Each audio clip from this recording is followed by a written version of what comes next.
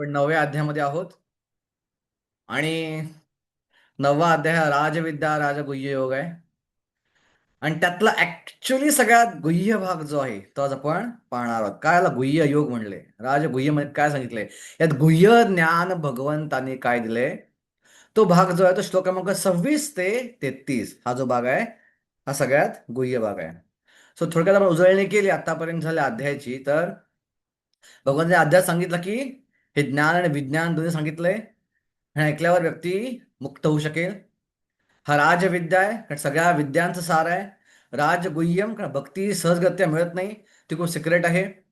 नंतर पवित्रम, सर्व प्रकारचे जे प्रायश्चित्त आहेत हे भक्तीमध्ये समाविष्ट आहेत. एक भक्ती केली तर कोणत्या प्रकारचं प्रायश्चित्त, कालसर्पयोग, नारायण नागबळी पूजा, श्राद्ध, पिंड, दान, कर्म, योग काही करायची गरज नाही. सर्व काही याच्यामध्ये समाविष्ट आहे. सो कोणत्याही ज्योतिषाकडे जायची गरज नाही. सगळं काय तुम्ही प्रायश्चित्त त्याच्यामध्ये समाविष्ट आहे. पवित्रमदुत्तमम प्रत्यक्ष अवगम धर्म्यम, प्रत्यक्ष म्हणजे कॉन्स्टंटली त्याचा आपल्याला अनुभूती येत असते. असं नाही की एकदा अनुभूती आली आणि परत अनुभूती येत नाही. जशी जशी भक्ती करत जातो तशी अनुभूती आपली वाढत वाढत वाढत जाते कॉन्स्टंटली. धार्म्यम म्हणजे सगळे धर्म ह्याच्यामध्ये समाविष्ट आहेत. सेपरेटली भक्ती धर्माचं पालन केलं, इतर कोणत्याही धर्माचं पालन करायची सेपरेटली आवश्यकता नाहीये. आणि सुसुखम कर्तम अव्ययम, सुसुखम म्हणजे भक्ती ही खूप आनंदानं, जॉयफुली, कुठल्याही प्रकारे शारीरिक तपस्या न करता करता येऊ शकते. भक्ती अव्यय आहे, भक्ती ही शाश्वत आहे. ज्ञान मार्ग, कर्म मार्ग, अष्टांग मार्ग हे सत्वगुणातले आहेत, पण भक्ती गुणातीत आहे, भक्ती शाश्वत आहे. इथे आपण हरिकृष्ण जपतो आहोत आणि भगवत धामात गेलो आपण हरे कृष्णा जपणार आहोत. इथं आपण विग्रहांची सेवा करत आहोत, तिकडे ऍक्च्युअल कृष्णाची सेवा करणार आहोत. इथं आपण मंत्राद्वारे भोग लावत आहोत, तिकडे ऍक्च्युअली कृष्णाच्या तोंडामध्ये आपण पदार्थ खायला घालणार आहोत. इथं आपण विग्रहांना हार घालतो आहोत, तिकडे ऍक्च्युअली भगवंतांना हार आपण घालणार आहोत. सो जिथं विग्रहांच्यावर करतोय डायरेक्टली आपण तिकडे जाऊन करणार आहोत आणि तिथं पण हरे कृष्ण आपलं चालू राहणारच आहे.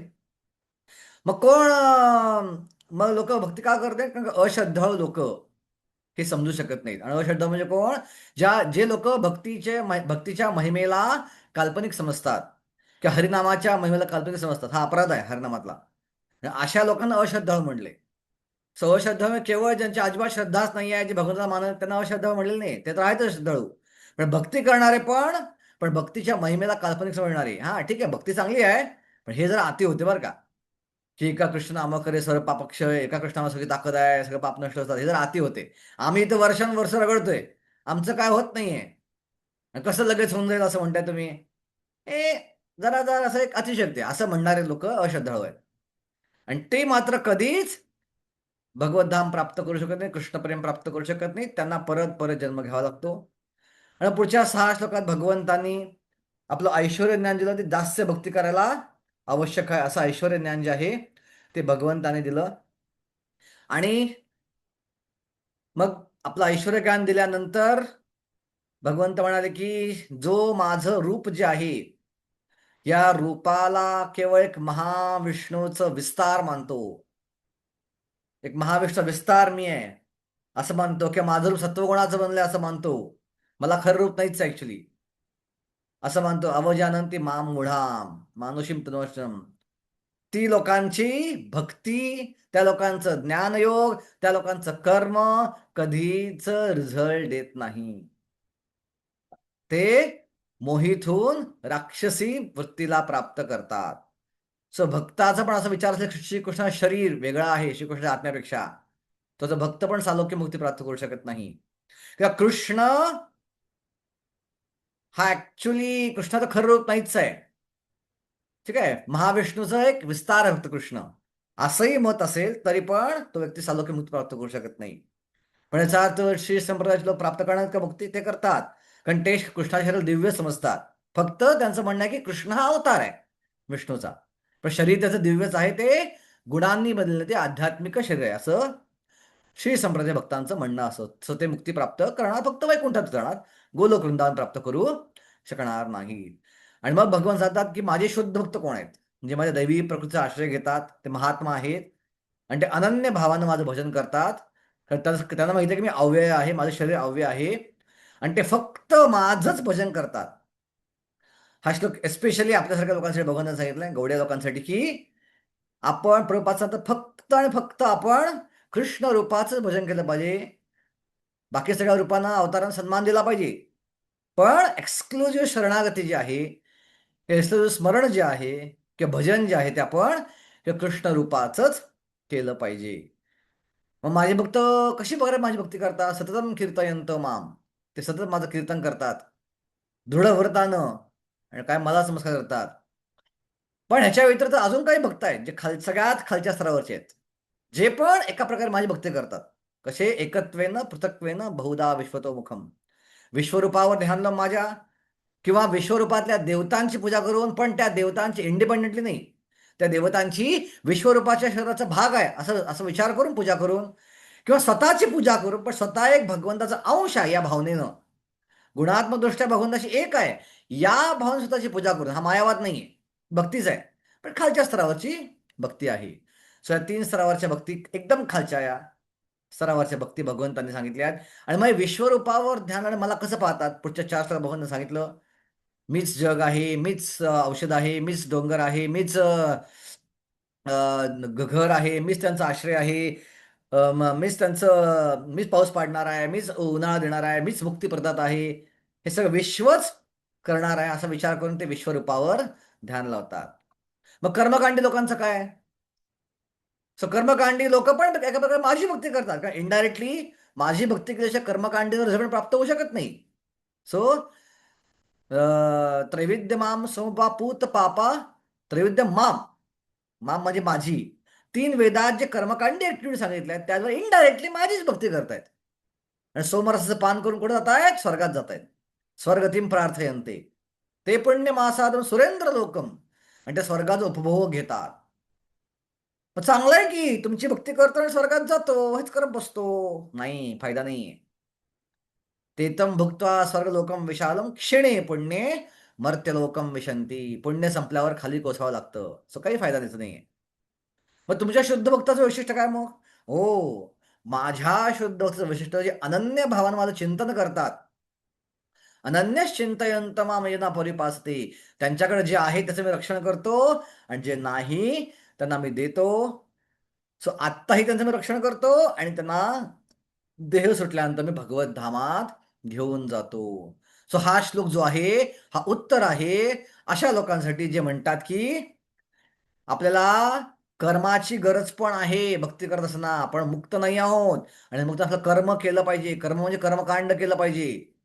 सो भगवंत म्हणतात काही करायची गरज नाही आहे, कारण त्याचं सुख आणि दुःख माझ्या हातामध्ये आहे, ते मी ठरवत असतो.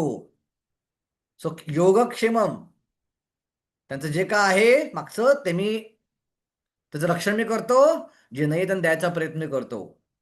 सो कोणत्या प्रकारे त्यांना इतर कोणत्या गोष्टीचा आश्रय घ्यायची गरज नाही, त्यांनी जर माझा आश्रय घेतला असेल तर. आणि मग अर्जुनाच्या मला प्रश्न पडला की मग तुम्ही थोडेसे पार्शल आहात का? देवतांच्या भक्तांना मुक्ती देत नाही तुम्ही, आणि स्वतः भक्तांना मात्र मुक्ती देता. म्हणजे नाही नाही नाही नाही, असं नाहीये. देवतांची जी भक्ती करतात ते अविधीपूर्वक माझी भक्ती करतात, त्यांना योग्य विधी माहीत नाहीये, आणि योग्य विधी माहीत नसल्यामुळं ते मुक्ती प्राप्त करू शकत नाहीत. त्यांनी जर विश्वरूपाचा भाग म्हणून देवतांची पूजा केली त्यांना मुक्ती मिळेल, पण देवतांना इंडिपेंडंट समजून त्यांची भक्ती केली तर ती अविधीपूर्वक भक्ती आहे. अविधीपूर्वक भक्ती कशी मुक्ती देऊ शकेल? मुक्ती देऊ शकणारच नाही. सो मी पार्शल नाहीये, पण त्याची भक्तीची पद्धत चुकीची आहे. आणि मग भगवंत म्हणतात की यांती देवता देवान पितृ यांती पितृतान, जे देवतांची पूजा करणार नॅचरली ते देवतांच्या ग्रहावर जाणार, कारण देवतांची पूजा केल्यावर कोणी मुक्त होऊ शकतच नाही, कारण देवताच मुक्त नाही आहेत, देवता शाश्वत नाही आहेत, त्यांचे ग्रह शाश्वत नाही आहेत. सो त्यांची भक्ती शाश्वत कसं स्थान कोणी प्राप्त करू शकेल? सो नॅचरली त्या त्या प्रकारची भक्ती त्या त्या ग्रहावर राहणार, पण माझी मी शाश्वत आहे, माझं धाम शाश्वत आहे, माझी भक्ती शाश्वत आहे. साहजिकचरित्या यांती मध्या जिनपिमा, माझी भक्ती केल्यावर व्यक्ती मलाच प्राप्त होणार, यात काही शंका नाही. आणि मग भगवान सांगतात शुद्ध भक्ती काय आहे. सो देवतांची भक्ती करायला समस्या काय आहे? देवतांची भक्ती करणं सोपं नाही, कारण का खर्चिक आहे. कुठलीही गोष्ट आपण देवतांसेवेत लावू शकत नाही. विशिष्ट प्रकारची पानं, विशिष्ट फुलं प्रत्येक देवताला विशिष्ट देवताला अर्पण करावे लागतात. विशिष्ट पद्धती असते वेदामध्ये सांगितली, त्या पद्धतीने पूजा करायला लागते. पण माझं अर्चन करायचं आहे, माझी पूजा करायचं, कसलीही गरज नाहीये, फक्त भक्तीची गरज आहे. पत्रम पुष्पम फलम तोयम यो मे भक्त्या प्रयच्छती. ज्या ज्या चार गोष्टी पूर्वीच्याकडे विकत मिळायच्या नाहीत, सहजगत्या मोठ्या प्रमाणात फुकट उपलब्ध होत्या: पानं, फुलं, फळं आणि पाणी. आता पाणी पण विकतात कलियुगात. So, दुर्दैवानं पाणी तिथे उपलब्ध होतं मोठ्या प्रमाणात. सो या चारही गोष्टी या कुठल्याही गरीबातल्या माणसाकडं उपलब्ध आहेत फ्रीमध्ये. त्या जरी मला भक्तीनं माझ्या आनंदासाठी मला अर्पण केलं, तदहम भक्त्या उपहर्तम. दोन वेळा भक्ती शब्द आलाय. पहिलं भक्ती म्हणजे भक्तिभावानं, भगवंताचा आनंद घेण्यासाठी. आणि तदहम भक्त्या म्हणजे भक्तानं. सो अर्पण करणारा भक्त असला पाहिजे. एका अभक्तानं दिखावा म्हणून मला अर्पण केलं, मी स्वीकारत नाही. अभक्तानं भक्तीचा दिखावा केला, कृष्ण तुला अर्पण करतो मी, हे कृष्ण स्वीकारणार नाहीत. कारण अभक्ताची इच्छा काय आहे? मला खुश करणं नाही इच्छा. पण जो भक्त आहे त्याची इच्छा आहे मला खुश करणं, म्हणून अर्पण करणारा भक्त असला पाहिजे.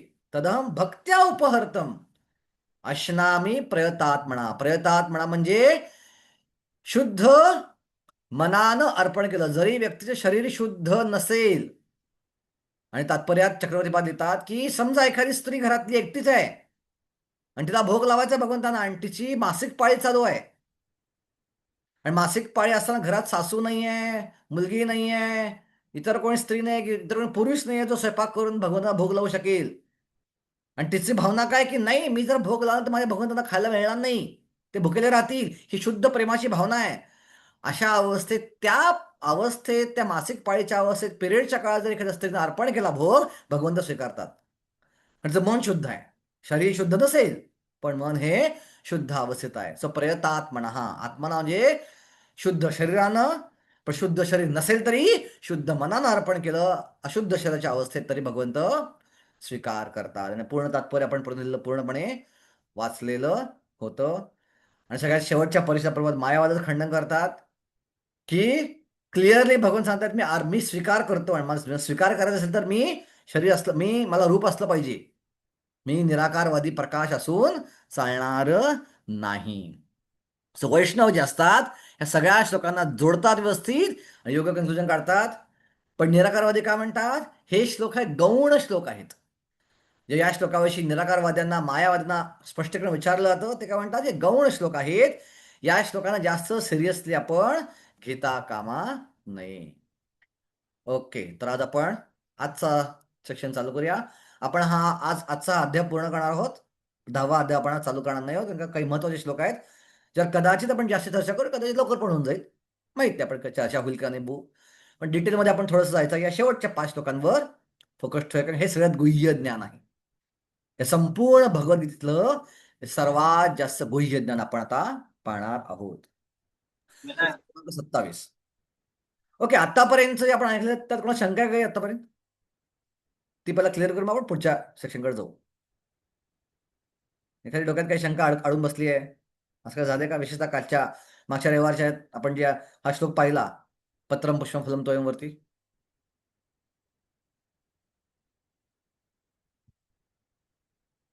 ओके, जर काही शंका नसेल तर आपण पुढे जाऊया. श्लोक क्रमांक 27. ओके. यत्करोषि दश्नासि यज्जुहोसि ददासि यत्तपस्यसि कौन्तेय तत्कुरुष्व मदर्पणम. हे कौन्तेय, तू जे कर्म करतोस, जे जे खातोस, जे जे हवन करतोस किंवा दान करतोस, आणि तू जे तप करतोस ते सर्व तू मला अर्पण कर. ओके. स्वतः हा जो श्लोक आहे हा शुद्ध भक्तीचा श्लोक आहे का? हे शुद्ध भक्ती आहे. जे कर्म करतोस, जे जे खातोस, जे जे हवन करतोस किंवा जे दान देतोस ते तू मला अर्पण कर. काय वाटतं तुम्हाला? देवेंद्र कोरे प्रभू, काय वाटतं?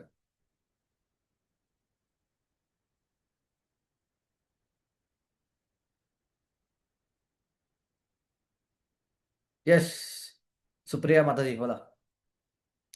हरे कृष्ण प्रभूजी, दंडवत प्रणाम. हा प्रभूजी आहे, कारण आपण जे काही कर्म करतो किंवा जे काही प्रसाद ग्रहण करतो किंवा जे पण काही हवन करतो ते ते सर्व भगवंतांना म्हणजे कृष्णाला मध्यबिंदू ठेवूनच आपण हे सगळं कार्य केलं पाहिजे. तर तुमच्यामध्ये शुद्ध हा भक्ती. श्लोक शुद्ध भक्ती दर्शवतो, बरोबर? हो हो हा. हो प्रभूजी. अजून कोणाचं मत आहे हेच की हा श्लोक शुद्ध भक्ती दर्शवतो? माझे पण. ओके माझंही तेच नाही. Okay okay. येस, शिवम हरे पाटील, कृष्ण प्रभूजी. तुझं मत आहे का? हरे कृष्णा. हम्म.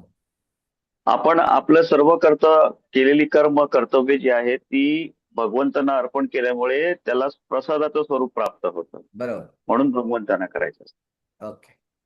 येस, वल्लभीला मत आहे, तुमचं हेच मत आहे?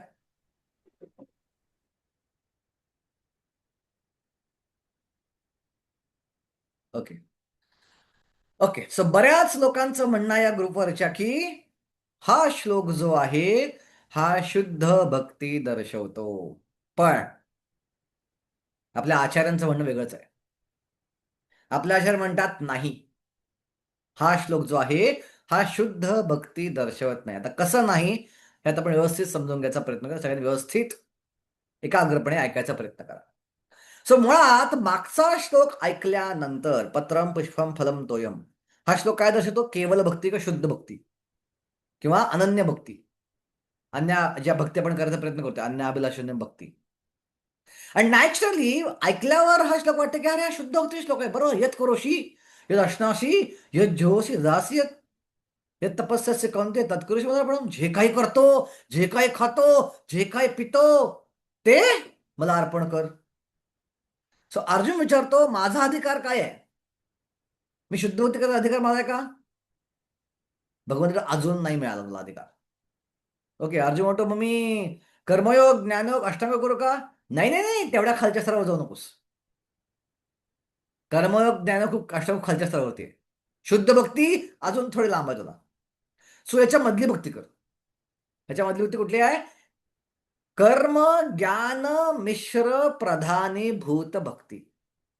हा जो श्लोक आहे हा अनन्य भक्तीचा किंवा शुद्ध भक्तीचा श्लोक नाही. हा श्लोक आहे हा कर्म ज्ञान मिश्र प्रधानीभूत भक्ती. सो हे एक्झॅक्टली कर्मयोग पण नाही आहे. कर्मयोग म्हणल्यावर काय होतं? सो कर्मयोगामध्ये कोणतंही कर्म भगवंतांना अर्पण करायला परवानगी नाही. आपण पहिला मुद्दा समजून घेतला पाहिजे. बघितला कर्मयोग वाटतो हा चांगला आहे का रे? जे काय करतो, जे काय खातो, जे काय तपस्या करतो, जे करतो भगवंतांना अर्पण करा. नाही, कर्मयोगाला अशी परवानगी नाही. कर्मयोग म्हणजे काय आहे? फक्त आणि फक्त वेदांमध्ये आपल्या वर्णानुसार, आपल्या आश्रमानुसार सांगितलेल्या कर्माचं फळच भगवंतांना अर्पण करता येतं, तरच त्याला कर्मयोग म्हणता येतं. उदाहरणार्थ ब्राह्मण आहे आणि ब्रह्मचारी आहे. सो ब्राह्मण आणि ब्रह्मचार्याला वेदांमध्ये काय प्रिस्क्राईब ड्युटी आहे, काय विहित कर्म सांगितलं वेदांमध्ये, तेच कर्म मला करणं अपेक्षित आहे. आणि केवळ त्याच कर्माचं फळ मी भगवंतांना अर्पण केलं तर तो झाला कर्मयोग. कुठलंही केलं कर्म ॲज अ ब्राह्मण आणि ब्रह्मचारी मला परवानगी नाही भगवंतांना अर्पण करायला. मला कर्मयोगी म्हणता येत नाही. सो त्याचप्रमाणे हा जो श्लोक आहे हा कर्मयोगाच्या भरपूर वरचा आहे.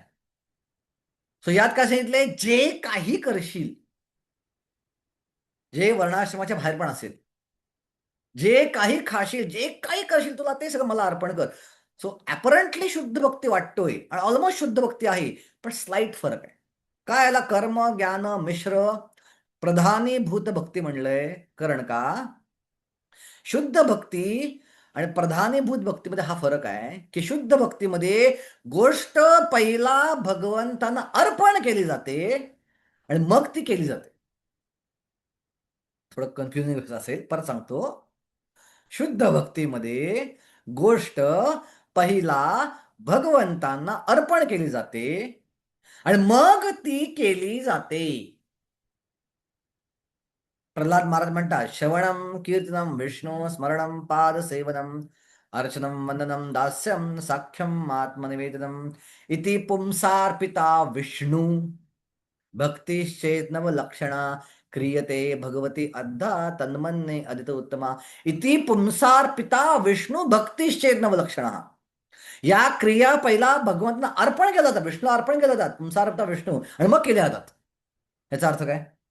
याचा अर्थ की ज्यावेळी मी शुद्ध भक्तीद्वारे भगवंतांना भोग लावतोय, मी तो भोग आधीच भगवंतांना बनवायच्या आधी अर्पण केला. म्हणजे काय, भोग बनवायच्या आधी माझ्या डोक्यात भावना काय आहे की भगवंताच्या इच्छेसाठी, भगवंताच्या आनंदासाठी मी भोग बनवतोय, त्यांच्या आदेशानुसार मी भोग बनवतोय, आणि त्यांचा आदेश आहे म्हणून भोग बनवतोय आणि त्यांना अर्पण करतोय त्यांच्या आनंदासाठी. सो एका प्रकारे बनवायच्या आधीच मी पदार्थ भगवंतांना अर्पण केलेला आहे.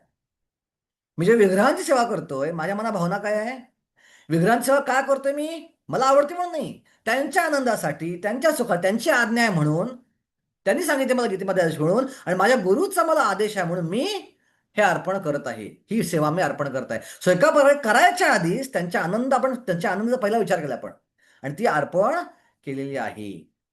ही झाली शुद्ध भक्ती. आता या श्लोकात काय सांगितले, तू जे काय करशील, तू जे काय खाशील, तू जे काही हवन करशील आणि जे काय दान देशील ते मला अर्पण कर. सो इथं महत्व कोणाला आहे, मला आहे. मला जे आवडेल ते मी करीन, मला जे आवडेल ते मी खाईन, मला जे आवडेल ते मी त्या प्रकारे हवन करीन, तप करीन, दान करीन, पण ते भगवंत अर्पण करून करीन. फरक आहे ना थोडासा. इथं माझ्या इच्छेला महत्व आहे, इथं भगवंत इच्छेला एवढं महत्व नाही. मी केंद्रबिंदू आहे. ओके, मला बटाटा खायला आवडतो.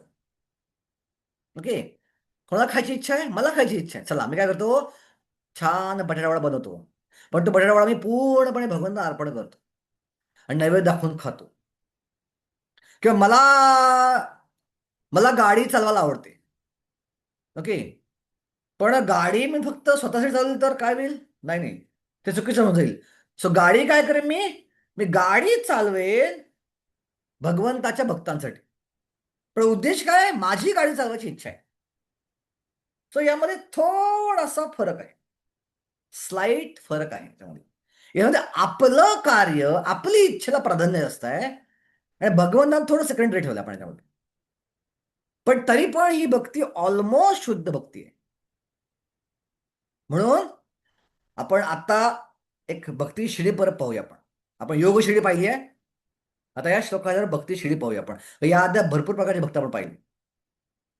तर सगळ्यात खालच्या स्तराचा भक्त कोण आहे, आता आपण 11 प्रकारचे भक्त पाहणार आहोत. 11 प्रकारचे या शिडीमध्ये 11 प्रकारचे भक्त आहेत. लक्षात ठेवा सगळ्यांनी, मी विचारणार प्रश्न परीक्षेत. भक्ती शिडी जशी योग शिडी विचारली मागच्या परीक्षेमध्ये, भक्ती शिडी किंवा नोट डाऊन करून ठेवा तुमच्या वहीमध्ये, नोट्समध्ये असतील तर, किंवा रेकॉर्डिंग नंतर ऐकावं असतील तर. सगळ्यात खालच्या स्तरावरचा व्यक्ती आहे तो म्हणजे विश्वरूपाची पूजा करणारा. विश्वतो मुखम, 15वा श्लोक, 9व्या अध्यायातला 15वा श्लोक. एकत्वेन पृथक्वेन बहुधा विश्वतो मुखम. त्याच्या वरच्या पायरीवर आपण गेलो तर पृथक्वेन, जो देवतांची पूजा करतो पण विश्वरूपाच्या अंगाचा भाग आहे हा विचार करून देवतांची पूजा करतो. त्याच्यावरचा श्लोक, त्याच्यावरचा व्यक्ती कोण आहे, एकत्वेन. एकत्वेन म्हणजे जो स्वतःची पूजा करतो पण मी भगवंताचा अंश आहे आणि गुणात्मक दृष्ट्या मी आणि कृष्ण एकच आहे असा विचार करून जो भगवंताची पूजा करतो. हे सगळ्यात खालचे 3 झाले. त्याच्यावरती आला कर्मयोग. मला वेदांना सांगितलं कर्म करायचं आहे पण त्यातलं फळ मी भगवंतांना अर्पण करणार, हा झाला कर्मयोग. त्याच्यावरचा आहे ज्ञानयोग. मी काय करणार आहे, कर्म सोडून दिले, वेदांच्या श्लोकाचा आधार घेऊन मी मुक्ती प्राप्त करायचा प्रयत्न करणार, पण त्यातही थोडी भक्ती मी करणार. सो तो पण भक्त आहे एक प्रकारे, आणि ती भक्ती नाही केली तर मुक्ती प्राप्त करू शकणार नाही. आणि त्याच्यावरचा अष्टांग योग, त्यात पण भक्ती आहे, भगवंत परमात्म्यावर, हृदयातल्या परमात्म्यावर ध्यान आहे, सो ती पण भक्ती आहे. त्याच्यावरती आहे कर्म मिश्र भक्त.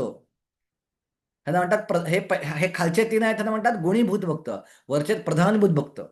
सो कर्म मिश्र भक्त म्हणजे इथे भक्ती प्रधान आहे पण थोडं कर्म पण त्यात आहे. 90% भक्ती करतोय पण 10% कर्माची आसक्ती अजून गेलेली नाही. त्याच्यावरती ज्ञान मिश्र भक्त, तिथं पण भक्ती प्रधान आहे, प्रामुख्याने भक्तीच करतोय पण थोडी ज्ञानयोगावरची आसक्ती गेलेली नाही अजून. आणि योग मिश्र भक्त 90% भक्तीच आहे पण 10% ध्यान पण लावतोय अजून भगवंतावर, आणि त्याला वाटतं की ध्यान जर लावलं नाही तर भक्तीची पूर्णता मला प्राप्त होणार नाही. किती झाले, 9 झाले. 3 3 3 6 3 9. आता ह्याच्यावरचा 10वा जो हा श्लोक आहे, या 3च्या वरती आहे हा श्लोक. कर्म ज्ञान मिश्र, दोन्ही कर्म आणि ज्ञान मिश्र आहे. प्रधानीभूत भक्ती जस्ट वरचा आहे हा श्लोक, की ऑलमोस्ट शुद्ध भक्त. पण फोकस सगळं काही जे करतोय तो, कुठली क्रिया करतोय, इव्हन टॉयलेटला जाणं पण आहे, ती पण तो भगवंता अर्पण करतोय. तो काय विचार करतोय की ठीक आहे, माझं पोट साफ झालं व्यवस्थित तर कदाचित हे शरीर मी भगवंताच्या सेवेत चांगल्या प्रकारे लावू शकेन. सो तिथे तो भगवंताचा विचार करतोय, कोणतीही क्रिया असेल, ओके, ती भगवंता अर्पण करतोय. पण तिथं फोकस कुठे आहे? मी क्रिया करणार मी पहिला, आणि मग ती भगवंता अर्पण करणार. पहिला वडापाव बनवणार माझ्यासाठी, आणि वडापाव बनवणार आठवलं हे कृष्णाला अर्पण केलं पाहिजे, ओ चला कृष्णाला अर्पण करू आपण, आणि मग खाऊया. झाली भक्ती, झाली, चुकीचं काही नाही आहे, पण शुद्ध नाही. आणि ह्याच्या वरची 10वी भक्ती आहे, ह्याच्या वरची 11वी भक्ती, त्याला म्हणतात अनन्य भक्ती. आणि त्यातही 2 भाग आहेत, ऐश्वर्य भक्ती आणि केवल भक्ती. सो अनन्य भक्तीमध्ये गोष्ट पहिला भगवंतांना अर्पण केली जाते. म्हणून पत्रम पुष्पम फलम यो मे भक्त्या, हा पहिला भक्ती शब्दाचा अर्थ काय आहे? आधीच अर्पण केलेला मला, तदम भक्त्या, आणि मग भक्तिभावानं तो ऍक्च्युअल क्रिया करतो. सो पहिला अर्पण केले भगवंतांना, आणि मग क्रिया ऍक्च्युअली घडते. सो पहिला फोकस भगवंतांना अर्पण, आणि मग क्रिया ऍक्च्युअली केली जाते. तर ही झाली शुद्ध भक्ती.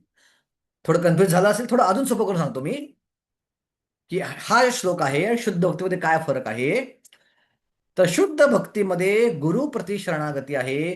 गुरुने एखादी क्रिया सांगितली, ती मला आवडो अथवा न आवडो, ती करणं, कारण ती भगवंताच्या आनंदासाठी आहे, गुरुच्या आनंदासाठी आहे, वैष्णवांच्या आनंदासाठी आहे. ही झाली शुद्ध भक्ती. आणि हा जो श्लोक सांगितला यत करोष दर्शनासी, हा काय आहे? एखादी गोष्ट मला आवडती, पण जरी मला आवडते तरी मी करणार कोणासाठी? वैष्णवांच्या आनंदासाठी. ती वापरणार कशामध्ये? मी कृष्णाच्या आणि वैष्णवांच्या सेवेमध्ये, पण फोकस माझ्या आवडीवरती आहे तिथं. म्हणजे झाली कर्म ज्ञान मिश्र प्रधानीभूत भक्ती. हे ऑलमोस्ट निष्कामच आहे, पण थोडस मीला थोडस प्राधान्य आहे. टोटल शरणागती या श्लोकामध्ये नाही आहे. सो म्हणून शुद्ध भक्ती श्लोक म्हणता येत नाही. ओके, आता हे ऐकल्यानंतर कोणाच्या मध्ये शंका असेल तर जरा विचार, नंतर पुढे जाऊ. येस, सुप्रिया माता. हरे कृष्ण प्रभूजी. प्रभूजी भक्तीची सीडी परत एकदा सांगा ना, म्हणजे लिहिले पण एक कमी झाले माझ्या ह्याच्यामध्ये, कोणतं राहिलेलं. विश्वरूपाची पूजा, देवतांची एकत्वेन भक्ती, त्याच्यानंतर कर्मयोग भक्ती, ज्ञानयोग भक्ती, हा, त्याच्यानंतर कर्म मिश्र भक्ती, ज्ञान मिश्र भक्ती, ध्यान मिश्र भक्ती, 10 नंबरची कर्म ज्ञान मिश्र भक्ती, 11वा अनन्य भक्ती, झालं त्याच्यामध्ये ईश्वरी भक्ती आणि गुणाभूत भक्ती. बरोबर. 6 11 झाले बरोबर. 11 झाले बरोबर. नाही, ज्ञान योग नंतर ध्यान अष्टांग योग, अष्टांग योग, योग, अष्टांग अष्टांग योग. योग. हा, एक राहिलं होतं प्रभूजी त्याच्यामध्ये. प्रभूजी, धन्यवाद अनन्य प्रभूजी. भक्तीमध्ये 2 सांगितले ना, हा, ऐश्वर्य भक्ती आणि केवल भक्ती. ऐश्वर्य केवळ. हा, ओके, जे द्वारकावासी करताय, जे पांडव करताय, जे मथुरावासी करते ऐश्वर्ययुक्त भक्ती आहे, आणि जे व्रजवासी करते केवल भक्ती.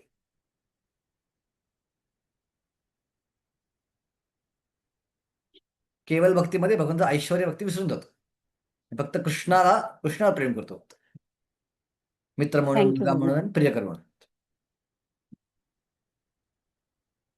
ओके, अजून काय म्हणतो? काय शंका आली आहे हा श्लोक ऐकून?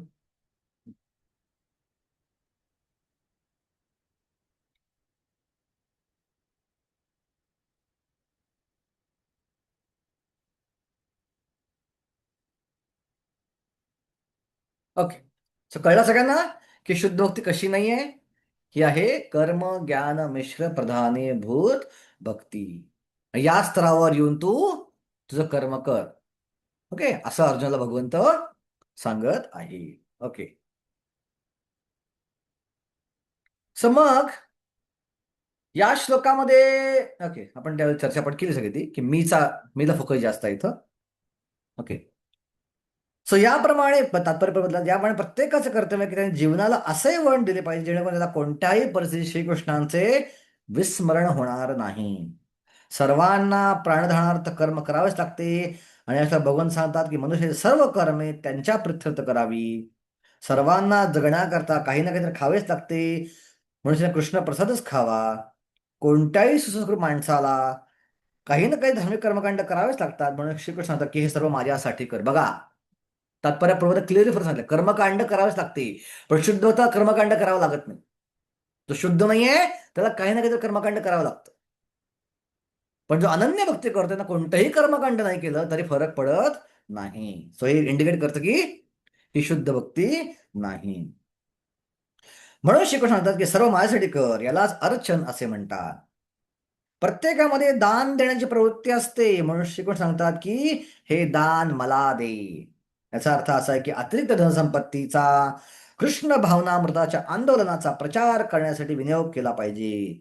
जसं ब्रह्मानंद प्रभूने हा श्लोक ऐकला होता, प्रभुपाद शिष्य, यत करो दर्शनाशी जोसदासियत. आणि ते प्रभुपादांकडे गेले आणि काय म्हणले प्रभुपादांना, प्रभुपाद या श्लोकात भगवान श्रीकृष्ण सांगतात की जे काही तुम्ही करता ते मला अर्पण करा, जे काही मिळवता ते मला अर्पण करा. मग मी एक प्रोफेसर आहे इंग्लिशचा आणि मला जो काही पगार मिळतो तो कृष्णाला अर्पण करायचा. कृष्णाला अर्पण कसं करू मी?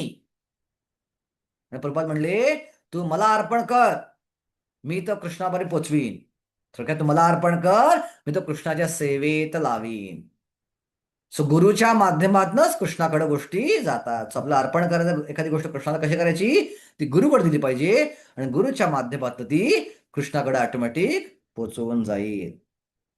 सद्यस्थितीमध्ये लोकांचा ध्यान प्रक्रियांकडे अधिक कल दिसून येतो, पण ही प्रक्रिया या युगासाठी अव्यवहार्य आहे. तथापि आपल्या जपमाळेवर हरे कृष्ण मंत्राचा जप करत दिवसातील 24 तास श्रीकृष्णांचे ध्यान करण्याचा जो मनुष्य प्रयत्न करतो, निश्चित गीतेच्या 6व्या सांगितल्याप्रमाणे सर्वश्रेष्ठ योगी आहे. ओके, आता जर मुक्त व्हायचं असेल, ओके, जर मुक्त व्हायचं असेल तर मग कोणत्या प्रकारची भक्ती करावी लागेल? ही जी प्रधानभूत भक्ती केली, कर्माविषय ज्ञान प्रधानभूत भक्ती, तर मुक्त मुक्त होईल का? श्रीकृष्णात नाही. केवळ शुद्ध भक्ती जी आहे, ओके, शुद्ध भक्ती जी आहे ती मनुष्याला सर्वोच्च स्थान देऊ शकते. ही जी भक्ती आहे प्रधानभूत भक्ती, ही केवळ मुक्ती प्रदान करू शकते. आणि ते त्या श्लोकामध्ये सांगितलं आहे, शुभाशुभ फले रेव मोक्षसे कर्म बंधने संन्यास योग युक्तात्मा विमुक्तो मामुपैससी. याप्रमाणे कर्मबंधने तथा कर्मबंधनाच्या शुभाशुभ फलापासून तुझी सुटका होईल आणि या संन्यास युक्त होऊन माझ्यावर दृढपणे मन स्थिर केल्यानंतर मुक्त होऊन मलाच प्राप्त होशील. सो पहिली जी लाईन आहे, शुभाशुभ फलरेव मोक्षसे कर्मबंधनात. सो अशा प्रकारे भक्ती केल्यावर यत करो दर्शनाशी जो सदासियत, असं केल्यावर काय होईल? ही भक्ती फायद्याची आहे. जरी शुद्ध नाहीये, जरी अनन्य नाहीये, तरी पण तोट्याची भक्ती नाही, ही फायद्याची आहे. कशी फायद्याची आहे? तर या प्रकारे भक्ती केल्यानंतर काय होईल? मोक्षसे कर्मबंधनात, ऍटलिस्ट कर्माच्या बंधनापासून, कर्माच्या प्रतिक्रियांपासून पूर्णपणे मुक्त होऊन जाशील. आणि जेव्हा व्यक्ती मुक्त स्तरावरती येतो त्यावेळी तो शुद्ध भक्ती खूप चांगल्या प्रकारे करू शकतो. जसं 18व्या अध्याय श्लोक आहे.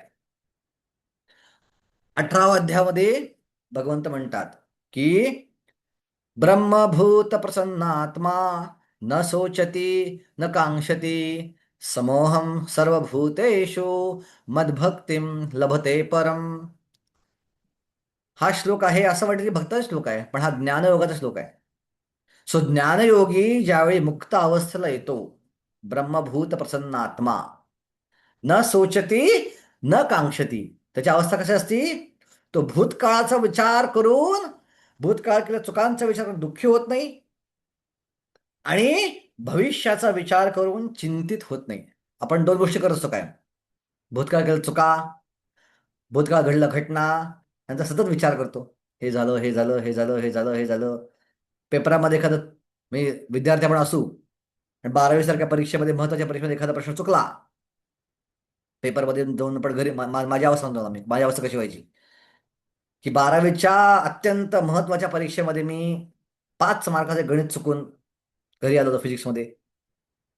5 मार्क 12वी मध्ये गेले म्हटल्यावर ओपन कॅटेगरीच्या मुलांना खटकन नंबर मागं जातो. सो घरी आल्यावर प्रचंड चिंतेमध्ये 5 गेले, अजून किती गेले माहित नाहीत. 5 तर 100% गेले. एवढा नंबर मागं, एवढा मागं, सतत 30 चिंता. आता पुढं काय होईल? आता 5 गेले, पुढं काय होईल? बापरे, मग एवढा नंबर येईल, मग हे कॉलेज मिळेल, मग ते कॉलेज मिळेल का, मग ही ब्रांच मिळेल का, मग ही ब्रांच पुढे नोकरी मिळेल का, नोकरीवर लग्न चांगलं. नको नको त्या चिंता डोक्यात चालू होतं. सामान्य उदाहरण. तर तुमच्या व्यतिरिक्त वेगवेगळी उदाहरणं असतील. सो न सोचती न कांक्षती. आता अशा स्तरावर आल्यावर मद भक्तीम लभते परम. सो भक्ती ही ऍक्च्युली मुक्त अवस्थेत मिळते. शुद्ध भक्ती ही मुक्त अवस्था प्राप्त केल्यावरच मिळते. सो थोडक्यात अर्जुना, तू काय कर, ही जी भक्ती केली, यात करोशी दर्शनाची, तर शुभाशुभ फले रेव मोक्षे कर्मना. शुभ आणि अशुभ फलापासून तू मुक्त होशील. आणि मग काय करशील? संन्यास. तू एकदम संन्यस्त होऊन जाशील. योगयुक्तात्मा. तू मला पूर्णपणे जोडला जाशील. ही शुद्ध भक्ती आहे. पूर्णपणे भगवंतांना जोडलं जाणं. थोडक्यात भगवंतांना पूर्णपणे शरण जाणं, त्याला म्हणतात योगयुक्तात्मा. आणि मग असं प्राप्त केल्यावर तू माझी प्राप्ती करशील, माझं भगवत धाम प्राप्त करशील, माझी शाश्वत प्रेममय सेवा प्राप्त करशील. मुक्तो माम उपेससी. मुक्त अवस्थेमध्ये माझं भजन करशील. सुमुक्त अवस्थेत सेवा कोण करतं? जे प्रेम भक्त आहेत, जे शुद्ध भक्त आहेत, तेच मुक्त अवस्थेत सेवा करतात. बाकी प्रकारे मुक्त झालेले भक्त जरी वैकुंठात गेले, आपण चर्चा केलेल्या आधी, सुख ऐश्वर्ययुक्त मुक्ती किंवा शांतरती प्राप्त करतात. ते भगवंताची डायरेक्ट सेवा करत नाहीत वैकुंठात जाऊन सुद्धा. म्हणून अशा प्रकारची मुक्ती भक्त कायम नाकारतो. पंचवेदा मुक्ती त्याग करे, भक्तगण फाल्गू करे, मुक्ती देखी नरकेर सम. ही भक्ताची भावना असते. त्याला अजिबात त्या मुक्तीची इच्छा नसते, जर त्या मुक्तीद्वारे सेवा करायला मिळणार नसेल. बेटर मम जन्मनी जन्मनीश्वरे. मला परत जन्म घ्यावा लागला चालेल, पण काय पाहिजे मला? भवतात भक्तीर आहे तुकी त्वयी. भक्ती ठाकूर म्हणतात ना, जन्म बी मोहेच्छा तो. सुंदर भजन भक्ती ठाकूरचं. मानस देहो गेहो जो किछु मोर, आर पिलु तुवा पदे नंद किशोर. संपदे विपदे जीवने मरणे, धाय मम गेला तो उपद भरणे. आणि मग मारोभी राखोभी जो इच्छा तो. ही भक्ताची भावना असती. मला तुला मारायची असेल, मला मार, जर जिवंत ठेव जिवंत ठेव. मारोभी राखोभी जो इच्छा तो हार, नित्यदास प्रतितवा, नित्यदास प्रतितो तुवा अधिकार. मी तुमचा नित्यदास आहे. आणि एका नोकराला कसं वागवायचा अधिकार मालकाला असतो. आजकाल नाही आहे दुर्दैवानं. त्यांच्या पण संघटना असतात, त्यांच्या पण ते पण संप करतात, ते पण कोर्टात आवाज उठतात. ओके. सो मला पण घाबरून असं आजकाल नोकरांना, नको नको जपून धरा, काय तर कंप्लेंट करेल माझी कुठेतरी, कोर्टात जाईल, माझ्या खटला भरेल. सगळे कायदे त्यांच्या बाजूने आहेत आजकाल. ओके. सर सॉरी, नित्यदास प्रति तुवा अधिकार. तुला अधिकार आहे मला कसं वागवायचं. आणि त्याच्या पुढच्या ओळीत म्हणतात बच्चन ठाकूर, जन्म बी मोहे इच्छा यदि तुवार. तुला मला जन्म द्यायची इच्छा जरी असेल तरी कुठं जन्म दे? भक्त गृहे जन्म हव मार. मला काय भक्ताच्या घरात जन्म दे. भक्ताच्या घरात जन्म दिल्यावर मला काय मिळेल? तुमची भक्ती करायची संधी मिळेल, सेवा करायची संधी मिळेल. तो जरी किड्या जन्म दिला असेल, किट जन्म हवं दे तुवा दास. जरी भक्ताच्या घरात किडा जन्म दिला तरी चालेल, पण तुझा दास व्हायची संधी दे. बहिर्मुखे ब्रह्म जन्मे नाही आस. पण त्याशिवाय ब्रह्मदेवाश्वरे पण नकोय. 311 ट्रिलियन वर्ष आयुष्य असले शरीर. ओके. सो 1 ट्रिलियन म्हणजे 1 लाख कोटी. सो 311 लाख कोटी वर्ष आयुष्य ब्रह्मदेवाचं आहे. पाहिजे म्हणाला काय देवेंद्र, पाहिजे केवढं आयुष्य? 311 लाख कोटी वर्ष. तेवढं आयुष्याचं शरीर जरी दिलं, पण चेतना भगवंतापासनं भगवंताप्रती नाही आहे, नको ते शरीर. किडा चालेल. तर किडा भगवंताच्या विग्रहावर चढू शकतो. किडा भाग्यवान असतो खूप. तो भगवंताच्या अंगावर बसू शकतो. भगवंता संघ केवढा बघतो किड्याला बघा. ओके. किड्यावर शुद्धतेचा पाय पडू शकतो आणि त्या पायाने उद्धार होतो शुद्धतेचा. किड्यावर पाय पडून त्या किड्याचा उद्धार होऊ शकतो. तो किडा चांगला ज्यापेक्षा ब्रह्मदेवाचं शरीर मिळण्यापेक्षा. सो ह्याला म्हणतात योगयुक्तात्मा. सो ही जी अवस्था आहे मुक्तीची अवस्था आहे. संन्यास योग युक्तात्मा विमुक्तो तिथं मुक्तावस्थेत तू माम उपेससी, तिथं माझ्या अशा प्रकारचं प्रेममय भजन, प्रेममय सेवा, प्रेममय भक्ती करू शकशील. ओके. सो तात्पर्यामध्ये आपण वाचूया तात्पर्य, महत्वाचं तात्पर्य खूप. ज्येष्ठांच्या मार्गदर्शनाखाली जो कृष्ण भावनावहित कर्म करतो त्याला युक्त असे म्हणते. बघा, युक्तात्मा, तिथं युक्त शब्द आहे तर शुद्ध भक्ती आहे. मग शब्द युक्त होता का? मग अशा कोणत्याही श्लोकामध्ये वैष्णवांच्या मार्गदर्शनाखाली असं अर्पण करायचं होतं का? नव्हतं. म्हणून तो श्लोक शुद्ध भक्तीचा नाही. इथं प्युअरली गुरुच्या मार्गदर्शनाखाली आहे. पारिभाषिक शब्दामध्ये ह्याला युक्त वैराग्याचं म्हणले जाते. याचे वर्णन श्री रूप गोस्वामी पुढीलप्रमाणे करतात. अनासक्तस विषयान यथाहरण उपयुंजता निर्बंधो कृष्ण संबंधो युक्त वैराग्य मुच्यते. आता 2 मिनिटं आपण श्लोक समजून घेऊया. अनासक्तस विषयान, बरेचदा युक्त वैराग्याबद्दल बरेच कन्फ्युजन असतात. लोक काहीही करतात युक्त वैराग्याच्या नावाखाली. युक्त वैराग्य म्हणजे आपल्या मनाला त्या क्रिया करणं नव्हे, बाय द वे. ओके. युक्त वैराग्य पूर्णपणे गुरुच्या मार्गदर्शनाखाली असलं पाहिजे. आपण ज्यावेळी भक्ती रसामृत सिंधू पाहू, भक्तिशास्त्रामध्ये पार्ट आहे, त्यावेळी युक्त वैराग्यावर डिटेल चर्चा करूच आपण त्यावेळी. पण समजा, मी उदाहरण देतो. समजा असं कल्पना करा की मला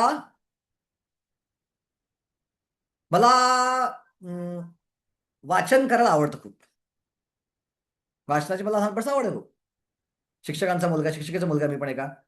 घरामध्ये आजोबा प्रोफेसर होते, माझे आईच्या वेळेस पण प्रोफेसर होते. सगळ्या शिक्षकाची परंपरा आमच्या. सगळ्या पुस्तकाचा ढीग आमच्या पडलेला होता. लहानपणापासून वाचनाची, आणि सगळेच एकंदरीत वाचनामध्ये पटायत आमच्या घरामध्ये होते. भाऊ माझा खूप भरपूर वाचन करतो, आईला वाचनाची आवड आहे माझ्या, आजोबांना वाचनाची आवड होती खूप. सो मला पण ती वाचनाची आवड लागली. आता मला वाचनाची आवड होती आणि मी इस्कॉनमध्ये आलो. इस्कॉनमध्ये आलो, मी काय करायचं, मला वाचनाची आवड आहे म्हणून मी गिफ्ट शॉपमध्ये जायचो चौपाटी मंदिराच्या, आणि जे दिसेल पुस्तक ते उचलायचं आणि वाचून काढायचो. तर काहीतरी वाचलं पाहिजे. ते जर वाचलं तर काय वाचेन मी? काहीतरी कादंबरी वाचेन, कथा कादंबरी, टाइमपास. त्याचा भक्तीचा काही संबंध नाहीये. सो त्या वाचण्यापेक्षा मृत्यूंचे वाचत बसेल मी अन्नसरी टाइमपास करत, कर्णावरलं वाचत बसेल काहीतरी वाचायची सवय आहे. शास्त्रज्ञांच्या कथा वाचत बसेन. ते सायंटिस्ट म्हणून म्हटलं मी, जॉब करायचा सायंटिस्ट जॉब होता माझा होता, तर शास्त्राच्या कथा वाचत बसेन. सो ते वाचण्यापेक्षा काहीतरी गिफ्ट शॉपमध्ये जाऊया आणि काही दिवसांनी पुस्तक उचलूया आणि वाचत बसूया. ह्याला युक्त वैराग्य म्हणणार का तुम्ही? काय वाटतं? नाही नाही नाही. नाहीये. माझी इच्छा वाचायची, भगवंत सेवेत लावतोय मी, प्रॉब्लेम काय? युक्त वैराग्य नाही. भगवंतांची पुस्तकं वाचणं. भगवंताची पुस्तक वाचतोय, गिफ्ट शॉपमध्ये जातोय मंदिराच्या, भगवंताची सगळी पुस्तकं तिथं, आणि कुठले पुस्तक विकत घेऊन वाचतोय. युक्त वैराग्य आहे का? प्रभूजी इको येतोय. हा, बोला बोला प्रभू.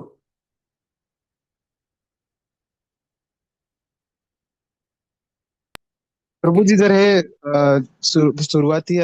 सुरुवातीला म्हणजे फर्स्ट टाइम जर भक्ती असेल आणि या टाइमला आपल्याकडे गुरुचा आश्रय नसेल आणि आपल्या भक्तीमुळे आणि काही चांगल्या कर्मामुळे आपल्याला भगवंताच्या जवळ जाता येत आहे पुस्तकं वाचून, तर मग पहिल्यांदा असेल तर मग हे युक्त आत्माचं एक फर्स्ट सीडी असणारच ना.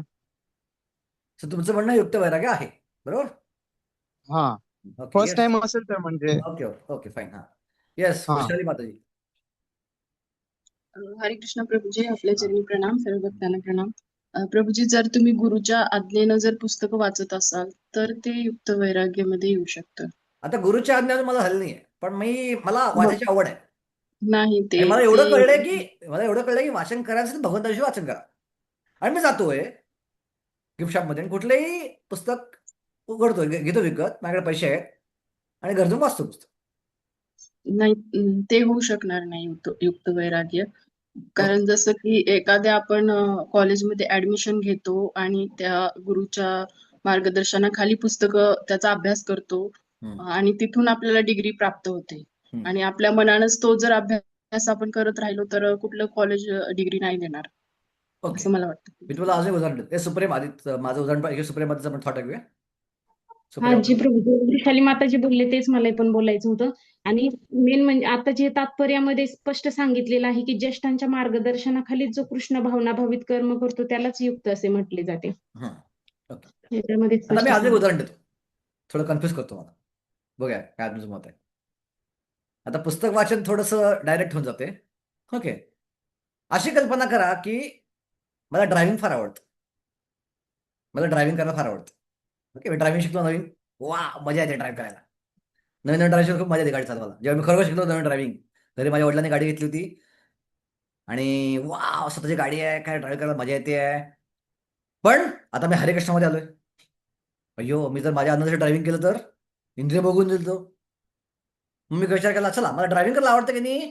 मी जर ॲट ऑल ड्रायव्हिंग केलंच तर केवळ वैष्णवांना भगवंताच्या मंदिरात घेऊन जाण्यासाठी ड्रायव्हिंग करेन, किंवा शिक्षा गुरूंना मंदिरात घेऊन जाण्यासाठी ड्रायव्हिंग करेन, किंवा भगवंताचा प्रसाद वितरण करायला ड्रायव्हिंग करेन. हे युक्त वैराग्य आहे का नाही? येस वल्लभिल्ला माताजी, तुमचं काय मत आहे? युक्त वैराग्य आहे प्रभूजी. कारण तुम्ही जे तुमचा काय आवाज थोडा ब्रेक म्हणाले होतोय. आवाज ब्रेक होतो तुझा. नेटवर्क नाही का व्यवस्थित? रेंजचा प्रॉब्लेम आहे. रेंजचा हे प्रॉब्लेम. युक्त वैराग्य आहे प्रभूजी. युक्त वैराग्य आहे. तुम्ही जे कृष्णासाठी कार्य करणारे कोणीतरी तुम्हाला सांगितलं असेल गुरूंनी किंवा वैष्णवांनी. आवाज ब्रेक होतोय, पण एवढं मला कळलं की तुमचं म्हणणं युक्त वैराग्य आहे. आहे ना? नाही प्रभूजी, तुम्ही मगाशी पहिल्या श्लोकात म्हटल्याप्रमाणे आधी स्वतःसाठी तुम्ही आनंद घेताय आणि मग ते भक्तांसाठी करताय. म्हणजे स्वतःचा आनंद आधी बघून मग भक्तांना हे करताय. हा बरोबर. सो पहिला शब्द बघा, अनासक्तस्य. अनासक्तीचा अर्थ काय? व्यक्ती अनासक्त आहे एखाद्या गोष्टीपासून. ओके. आणि ज्या गोष्टीची त्याला अजिबात आसक्ती नाही आहे ती गोष्ट तो भगवंताच्या सेवेत लावतो, त्याला म्हणतात युक्त वैराग्य. उदाहरणार्थ मला ऑफकोर्स हे म्हणणं आजच्या काळात फार अवघड आहे, पण मी मोबाईलशी अजिबात अटॅच नाही. म्हणलं हे म्हणणं असं फार अवघड आहे, पण असं कल्पना करा की मोबाईलशी मी अटॅच नाही अजिबात. मला मोबाईलशी एक अजिबात देणं घेणं नाही काही. एवढ्या शुद्ध भक्तीमध्ये मी इन्व्हॉल्ड आहे. जो काय हा माझ्या मी खूप मोबाईलशी अटॅच आहे. Don't worry about it. Okay. पण अशी कल्पना करा की मोबाईलची अजिबात अटॅच नाही आहे आणि मला अजिबात सोशल मीडियाशी मी अटॅच नाही आहे. मला सोशल मीडियाचा अजिबात जायची इच्छा नाही सोशल मीडियावरती मला. पण गुरुने मला आज्ञा दिली की सोशल मीडियावरती तू क्लासेस दे, युट्यूबवर क्लासेस दे, फेसबुक क्लासेस दे. आणि आता फेसबुकवर क्लास द्यायचे, युट्यूबवर क्लास द्यायचे, मला फेमस व्हायला पाहिजे जास्त व्ह्यूज येण्यासाठी. आणि जास्त व्ह्यू येण्यासाठी फेमससाठी मी काय करतोय, भरपूर फोटो काढतोय आणि भरपूर अपलोड करतोय सोशल मीडियावरती व्हिडिओज, जे ऍक्च्युअली मला अजिबात आवडत नव्हते. हे जो प्रकार आहे ह्याला म्हणा युक्त वैराग्य. मला त्या गोष्टीची अजिबात अटॅचमेंट नाही आणि ती गोष्ट मी भगवंताच्या सेवेत लावतो, त्याला म्हणा युक्त वैराग्य. पण ज्या गोष्टी मीच अटॅच आहे आणि ती गोष्ट भगवंताच्या सेवेत लावली, ही शुद्ध भक्ती आहे. ही पण शुद्ध भक्ती आहे, पण त्याला युक्त वैराग्य म्हणता येत नाही. त्याला इंग्लिशमध्ये डाउटेलिंग म्हणतात. मराठीत काय म्हणायचं मला अजून सांगता येत नाहीये. डाउटेलिंग थोडक्यात आपल्या इच्छेला वळवणं. डाउटेलिंग म्हणजे वळवणं, आपल्या इच्छेला भगवंताच्या सेवेत वळवणं. ती इच्छा इंद्रियभोगन न वळवायच्या ऐवजी त्याला भगवंताच्या सेवेत वळणं, जे अलाउड आहे शुद्ध भक्तीमध्ये, ही शुद्ध भक्तीच आहे. फक्त फरक काय दोघांमध्ये, ही जी वळवायची क्रिया शुद्धीकरण थोडं स्लो आहे पण आपली थोडीशी आसक्ती त्यामध्ये आहे. आणि जी युक्त वैराग्य क्रिया आहे ज्यात शुद्धीकरण खूप वेगान आहे, हा फरक आहे. ओके, कळलं का कन्फ्युजन? ओके. प्रधान भक्ती आहे ना, शुद्ध भक्ती नाही. नाही, प्रधान भक्ती नाहीये ही. प्रधान भक्ती नाहीये. ओके. कारण का माझा विचार फक्त कृष्णाच्या भक्तांचा आनंद हाच आहे. इथं फरक आहे थोडासा फरक आहे. प्रधान भक्तीमध्ये पहिला क्रिया केली जाते आणि मग ती भगवंतांना अर्पण केली जाते. ओके. इथं माझा असा विचार आहे की माझ्या आनंदाची मला क्रिया करायची आणि मग ती अर्पण करायची नाही. विचार तर डायरेक्ट भगवंताच्या आनंदाचाच आहे, पण मी क्रियेशी आसक्त आहे. ते क्रिया करायला आवडती आणि ते आवडणारी क्रिया स्वतःची न करता मी वळवतोय वैष्णवांकडं, भगवंताच्या भक्तांकडं, भगवंताच्या सेवेमध्ये. ही शुद्ध भक्ती आहे. ही प्रधानभूत भक्ती नाहीये, पण ही युक्त वैराग्य म्हणतात त्याला. का मी आसक्त आहे, मी अनासक्त नाहीये. युक्त वैराग्य सुरुवात अनासक्तच विषयान, तो आसक्तच नाहीये मुळात एखाद्या गोष्टीची. पण त्याला सेवेत लावायची इच्छा, त्याला गरज पडली सेवेत लावायची, तर निर्बंध कृष्ण संबंध. ओके, जरी हा सोशल मीडिया मला आवडत नाहीये, पण सोशल मीडिया अल्टिमेटली आला कुठून? कृष्णापासून आलाय, सगळं कृष्णाचा आहे. मतलब कृष्णाच्या सेवेत लावायला जर गुरुची इच्छा असेल तर आपण लावूया. चला, मी तयार आहे. दॅट इज युक्त वैराग्य. आणि या क्रियेत शुद्धीकरण खूप वेगानं असतं. पहिल्या क्रियेत शुद्धीकरण आहे, पण थोडं स्लो असतं शुद्धीकरण. हा फरक आहे. सो प्रत्येकासाठी युक्त वैराग्य वेगळं आहे आणि वळवणं काय डवटेलिंग वेगळं आहे.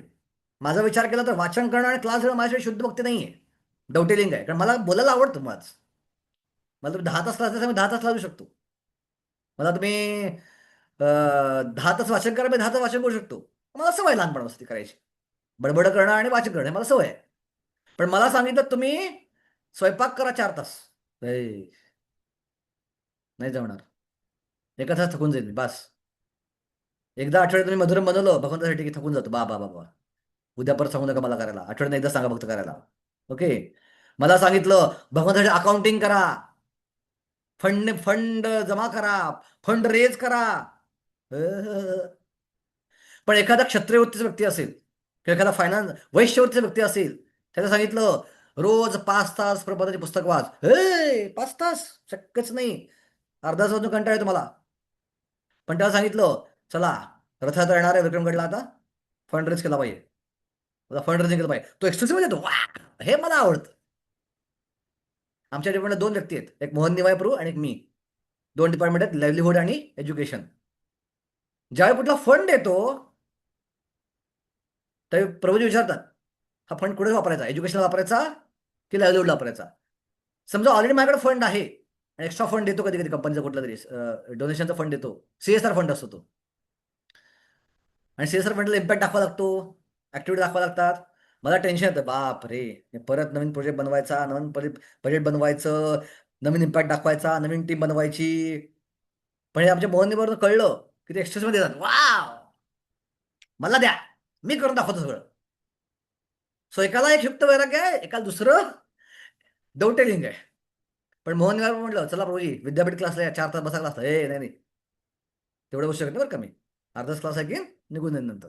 कारण त्यांना श्रवण करणं तेवढं शक्य नाही, त्यांची आवड नाही तेवढी. पण त्यांना श्रवण करणं युक्त वैराग्य आहे. इच्छा नाही आहे, करावं लागेल. मला फंड नाही करणं युक्त वैराग्य आहे, मला अजिबात इच्छा नाही करायची, पण करावं लागेल. हा फरक आहे, कळला आता? Okay okay. स्वरूप कसं म्हणतात की जोपर्यंत आपण या भौतिक जगात आहोत तोपर्यंत आपल्याला कर्म हे करावेच लागते. आपण कर्म करणे पूर्ण थांबू शकत नाही. म्हणून जर आपण कर्म केले आणि त्याचे फळ श्रीकृष्ण अर्पण केले तर युक्त वैराग्य असे म्हटले जातात. वस्तुतः संन्यास योगात स्थितून केलेल्या कर्मामुळे मनरूपी आरसा स्वच्छ होतो आणि अशा रीतीने कर्म करण्याची जशी जशी आध्यात्मिक साक्षात्कारात क्रमाक्रमाने प्रगती होते तसा तसा तो भगवंतांना पूर्णपणे शरण जातो. शेवटी तो मुक्त होतो आणि या मुक्तीचे विशेष वर्णन करण्यात आले आहे. अशा मुक्तिमत्त ब्रह्मज्योतीमध्ये विलीन होत नाही तर भगवत धामात प्रवेश करतो. आणि तिचा उल्लेख केल्याशिवाय माप उपेश तशी तो माझ्याकडे परत येतो, म्हणजेच तो भगवत धामात परत येतो. म्हणजे हा श्लोक काय आहे? शुद्ध भक्ती श्लोक आहे. पहिली व मिश्र भक्तीची आहे, ते केल्यानंतर शुद्ध भक्तीमध्ये तो प्रवेश करेल. मुक्तीच्या 5 विविध अवस्था आहेत. या ठिकाणी निर्देश केल्याप्रमाणे ज्या भक्ताने भगवंताच्या मार्गदर्शनानुसार आपले संपूर्ण जीवन व्यतीत केले आहे तो अशा स्थितप्रत येऊन बसलाय की देहत्यागानंतर तो भगवत धामात परत जातो आणि भगवंताच्या प्रत्यक्ष सान्निध्यात रममाण होतो. ओके, भगवंताच्या सेवेत आपले जीवन समर्पित करण्याव्यतिरिक्त त्याच्यात इतर कोणत्याही गोष्टीत आसक्ती नाही, तोच वास्तविक संन्यासी होय. संन्यास युक्तात्मा असा मनुष्य भगवंताच्या इच्छेवर अवलंबून असतो. तो स्वतःला भगवंता शाश्वत दास समजतो. योगयुक्तात्मे दास आला इथं. आणि म्हणून तो जे काही करतो ते भगवंता संतुष्ट करण्याकरताच करतो आणि भगवत सेवे प्रत्यर्थच करतो. वेदोक्त विहित कर्मे आणि सकाम कर्मे करण्याची मुळीच इच्छा नसते. सामान्य जन वेदोक्त नियत कर्मांचे पालन करण्यास बांधील आहेत, परंतु भगवंताच्या सेवेमध्ये पूर्णपणे सहभागी झालेला शुद्ध भक्त जरी कधी कधी वेदोक्त नियत कर्मांचे उल्लंघन करीत असते दिसले तर तो वस्तुतः नियमांचे उल्लंघन करीत नसतो. यास्तव वैष्णवाचार्य म्हणले की अत्यंत बुद्धिमान मनुष्याला सुद्धा शुद्ध भक्तांच्या क्रियामुद्रांचे आकलन होऊ शकत नाही. तारवाक्य क्रियामुद्रा विज्ञे ना भुजेय. याप्रमाणे जो मनुष्य नित्य भगवत सेवेमध्ये युक्त असतो किंवा भगवंताची सेवा कशी करावी या संबंध सतत चिंतन करत असतो, तो वर्तमान काळात मुक्त असल्याचे जाणले पाहिजे. त्याचे भगवत धाम परत जाणे सुनिश्चित आहे. ज्याप्रमाणे श्रीकृष्ण गुणदोषांच्या पलीकडे आहेत, त्याचप्रमाणे शुद्ध भक्तही गुणदोष विवेचना पलीकडे असतो. ओके, आता पुढचा श्लोक बघू आपण. समोहम सर्वभूतेषु न मे द्वेषोऽस्ति न प्रियः ये भजन्ते तु मां भक्त्या मयि ते तेषु चाप्यहम्. मी कोणाचा द्वेष करीत नाही, तसेच कोणीही कोणाशी पक्षपात करीत नाही. सर्वजण मला सारखेच आहेत. परंतु जो कोणी भक्तिभावाने माझी सेवा करतो तो माझा मित्र आहे आणि माझ्या ठाई स्थित आहे आणि मी सुद्धा त्याचा मित्र आहे. तर आता हा श्लोक ऐकल्यानंतर, मागचा श्लोक ऐकल्यानंतर अर्जुनाच्या मनात प्रश्न पडला की बघा, म्हणजे भगवंत भक्तांना मुक्त करतायत आणि बाकीचे जे आहेत देवतांचे भक्त त्यांना मुक्त करत नाहीयेत, अभक्त त्यांना मुक्त करत नाहीयेत, राक्षस लोकांना मुक्त करत नाहीयेत. ह्याचा अर्थ काय? भगवंत हे पार्शालिटी करतायत. भगवंत हे समान नाहीयेत. भगवंत हे कुणाची तरी बाजू घेतायत, अन्याय करतायत. तुम्ही अन्यायी आहात, तुम्ही बाजू घेणारे आहात, पार्शल आहात, असा विचार अर्जुनाच्या मनात चालला होता आणि तो हेरला भगवंतांनी. आणि त्याला उत्तर भगवंतांनी हे दिलं, समोहम सर्वभूतेषु न मे द्वेषोऽस्ति न प्रियः. अजिबात नाही अर्जुना, मी सर्वांसाठी समान आहे. मी कोणाचाही द्वेष करत नाही आणि कोणीही मला प्रिय नाही. पण मग तुम्ही भक्तांनाच का मुक्त करता, भक्तांनाच का भगवंत म्हणता? भगवंत म्हणतात नॅचरल आहे. कारण जरी मी कोणाचाही द्वेष करत नाही आणि कोणी मला प्रिय नाही आहे, तरी पण मी काही दगड नाही आहे, मी काही निर्जीव व्यक्ती नाही आहे, मी पण जिवंत आहे आणि मी आदान प्रदान करणारा आहे. मी रेसिप्रोकल आहे. ये यथा माम प्रपद्यन्ते ताम सतैव भजाम्यहम. हे मी आधी सांगितले 4थ्या अध्यायामध्ये की जे ज्या प्रकारे माझ्या भावना येतात त्या प्रकारे मी आदान प्रदान करतो. कोणी द्वेषानं माझ्याकडे येत असेल त्याला त्या प्रकारचं रिॲक्शन मिळेल, कोणी प्रेमानं माझ्याकडे असेल त्याला त्या प्रकारचं रिॲक्शन मिळेल.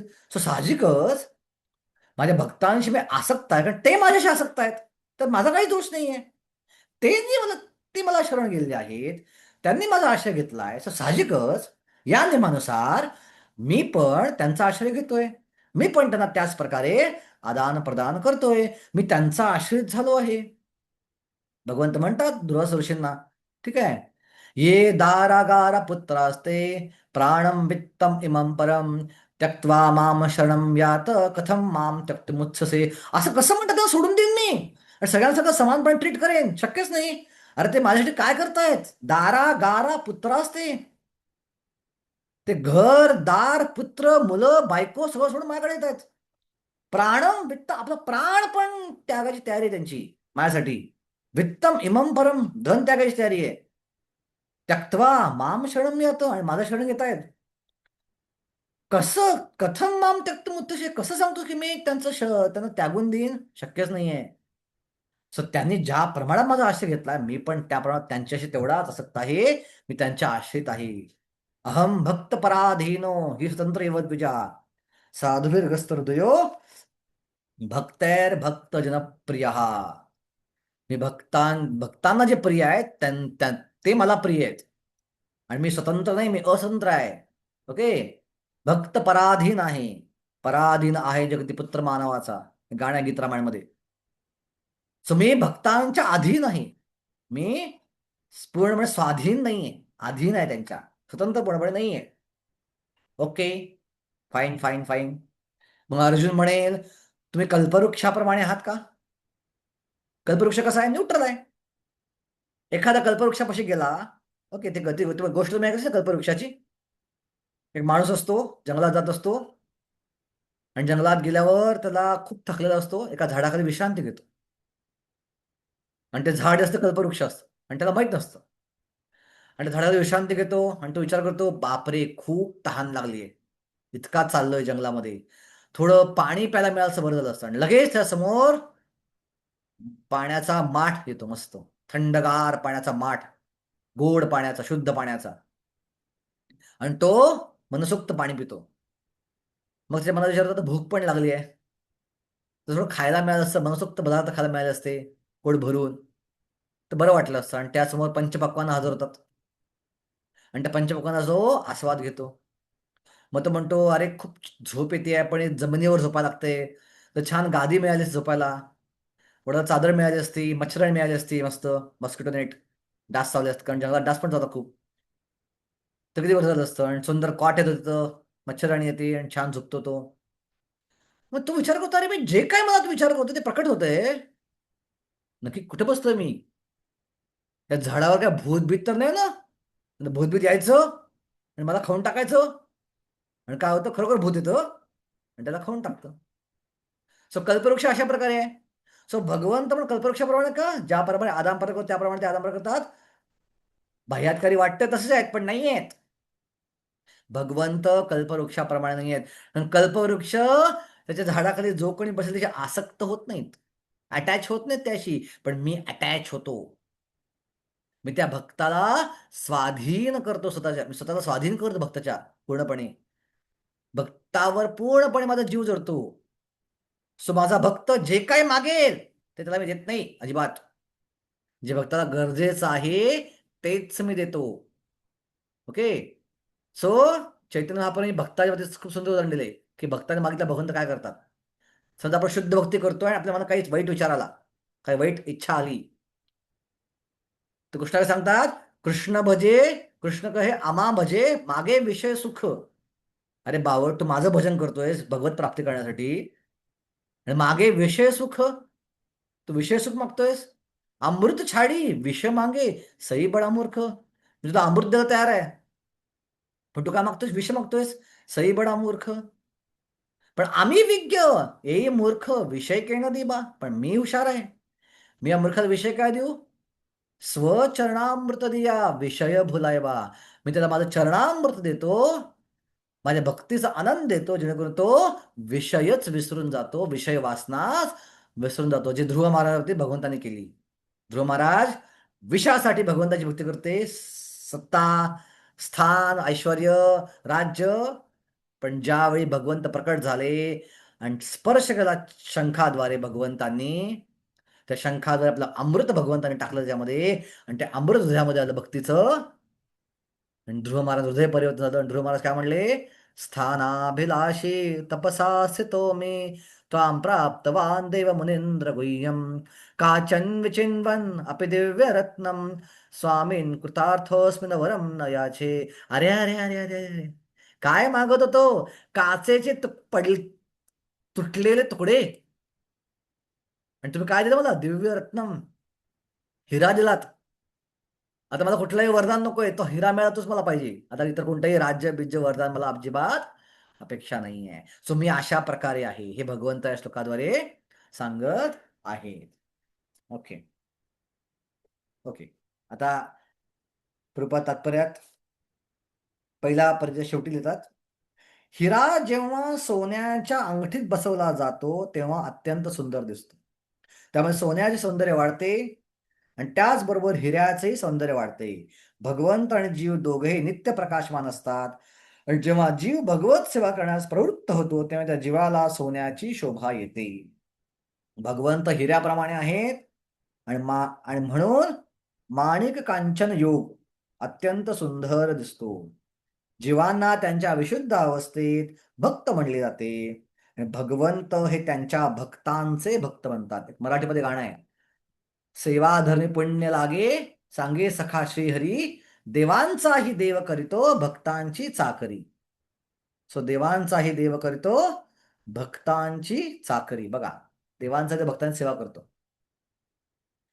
आणि त्या गाण्यात त्यांनी सांगितले कसं, हाच कृष्ण एकनाथसाठी श्रीखंड बनून घरी आला, हाच कृष्ण तुकारामांसाठी त्यांच्या बायकोच्या पायातला काटा काढला होता, हाच कृष्ण सुखामेळासाठी कुठल्या रूपात आला होता, महाराजसाठी कुठल्या रूपात आला होता. हे त्यांनी सगळे कशा भगवान प्रत्येक भक्त सेवा केली आपल्या घरात जाऊन. ओके. सो या बाबतीत वारंवार उदाहरण दिलं जातं की भगवंत एका कल्पवृक्षाप्रमाणे आहेत आणि मनुष्याला कल्पवृक्षात जे काही हवे असेल ते भगवंत पुरवतात. तथापि हे केलेले विवेचन अधिक स्पष्ट आहे. या ठिकाणी भगवंत आपल्या भक्ताच्या प्रति पक्षपाती असल्याचे सांगण्यात आले आहे. यावरून भगवंताच्या आपल्या भक्तावर विशेष कृपा असल्याचे व्यक्त होते. भगवंत आणि भक्त यांतील आदान प्रदान हे कर्म सिद्धांताच्या अधीन असल्याचे समजू नये. हे असे आदान प्रदान दिव्य स्थितीमध्ये होते. भगवत भक्ती प्राकृत जगातील प्रक्रिया नसून सच्चिदानंद आध्यात्मिक जगातील क्रिया आहे. गोलोकेर प्रेमधन हरिनाम संकीर्तन. हे हरिनाम संकीर्तन कुठनं आले? गोलोक वृंदावनातनं निर्यात झालंय, इथं आयात झालंय, एक्सपोर्ट झालाय. गोलोकेर प्रेमधन. सो मेड इन अमेरिका म्हटल्यावर आपण खुश होतो, वा एखादी गोष्ट मेड इन अमेरिका आहे. So made in Golok Vrindavan आहे. हरिनाम संकीर्तन ही आध्यात्मिक जगातली क्रिया आहे. ओके.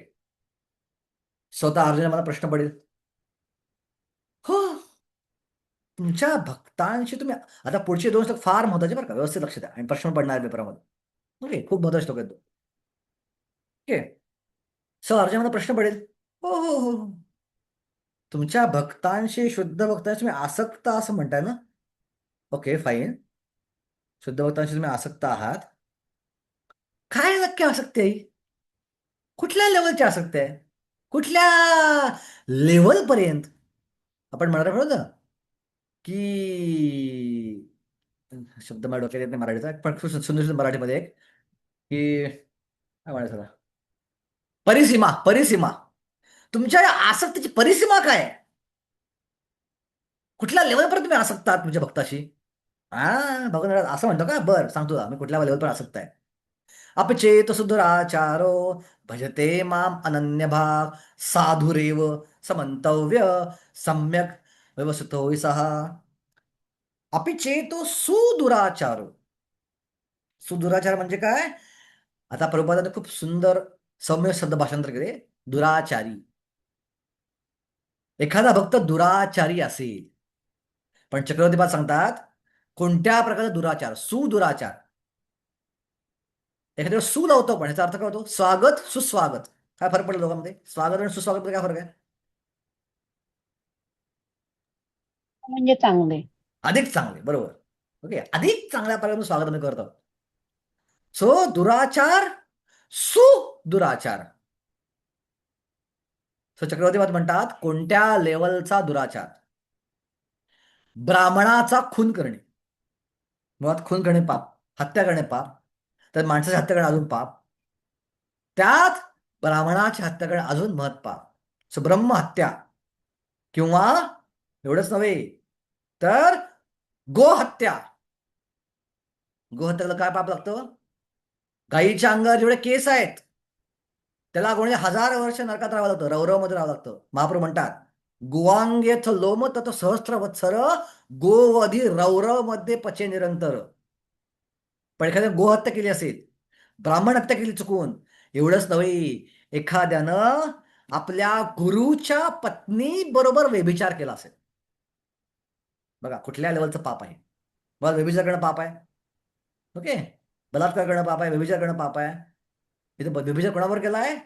सामान्य स्त्रीबरोबर नाही, कुठल्या वेश्यावर नाही, गुरुच्या पत्नी बरोबर. ह्या लेवलला दुराचारी असेल, पण भजते माम अनन्य भाव, तो माझं अनन्य भावानं भजन करत असेल. ओके, त्याला काय म्हणलं पाहिजे?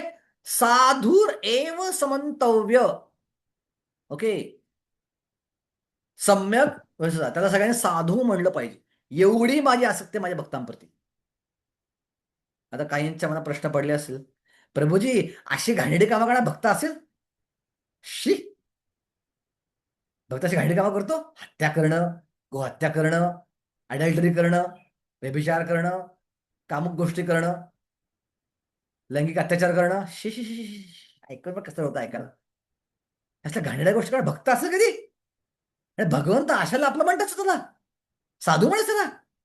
ओके, सो हा श्लोक इथं समजून घेणं महत्वाचं व्यवस्थित, नक्कीचा अर्थ काय नक्की. ओके, सो इथं भजते माम अनन्य भाव हा शब्द महत्वाचा आहे. सो भजते माम अनन्य भक्तचा अर्थ काय आहे इथं, की असा भक्त दोन प्रकारे क्रिया करतो.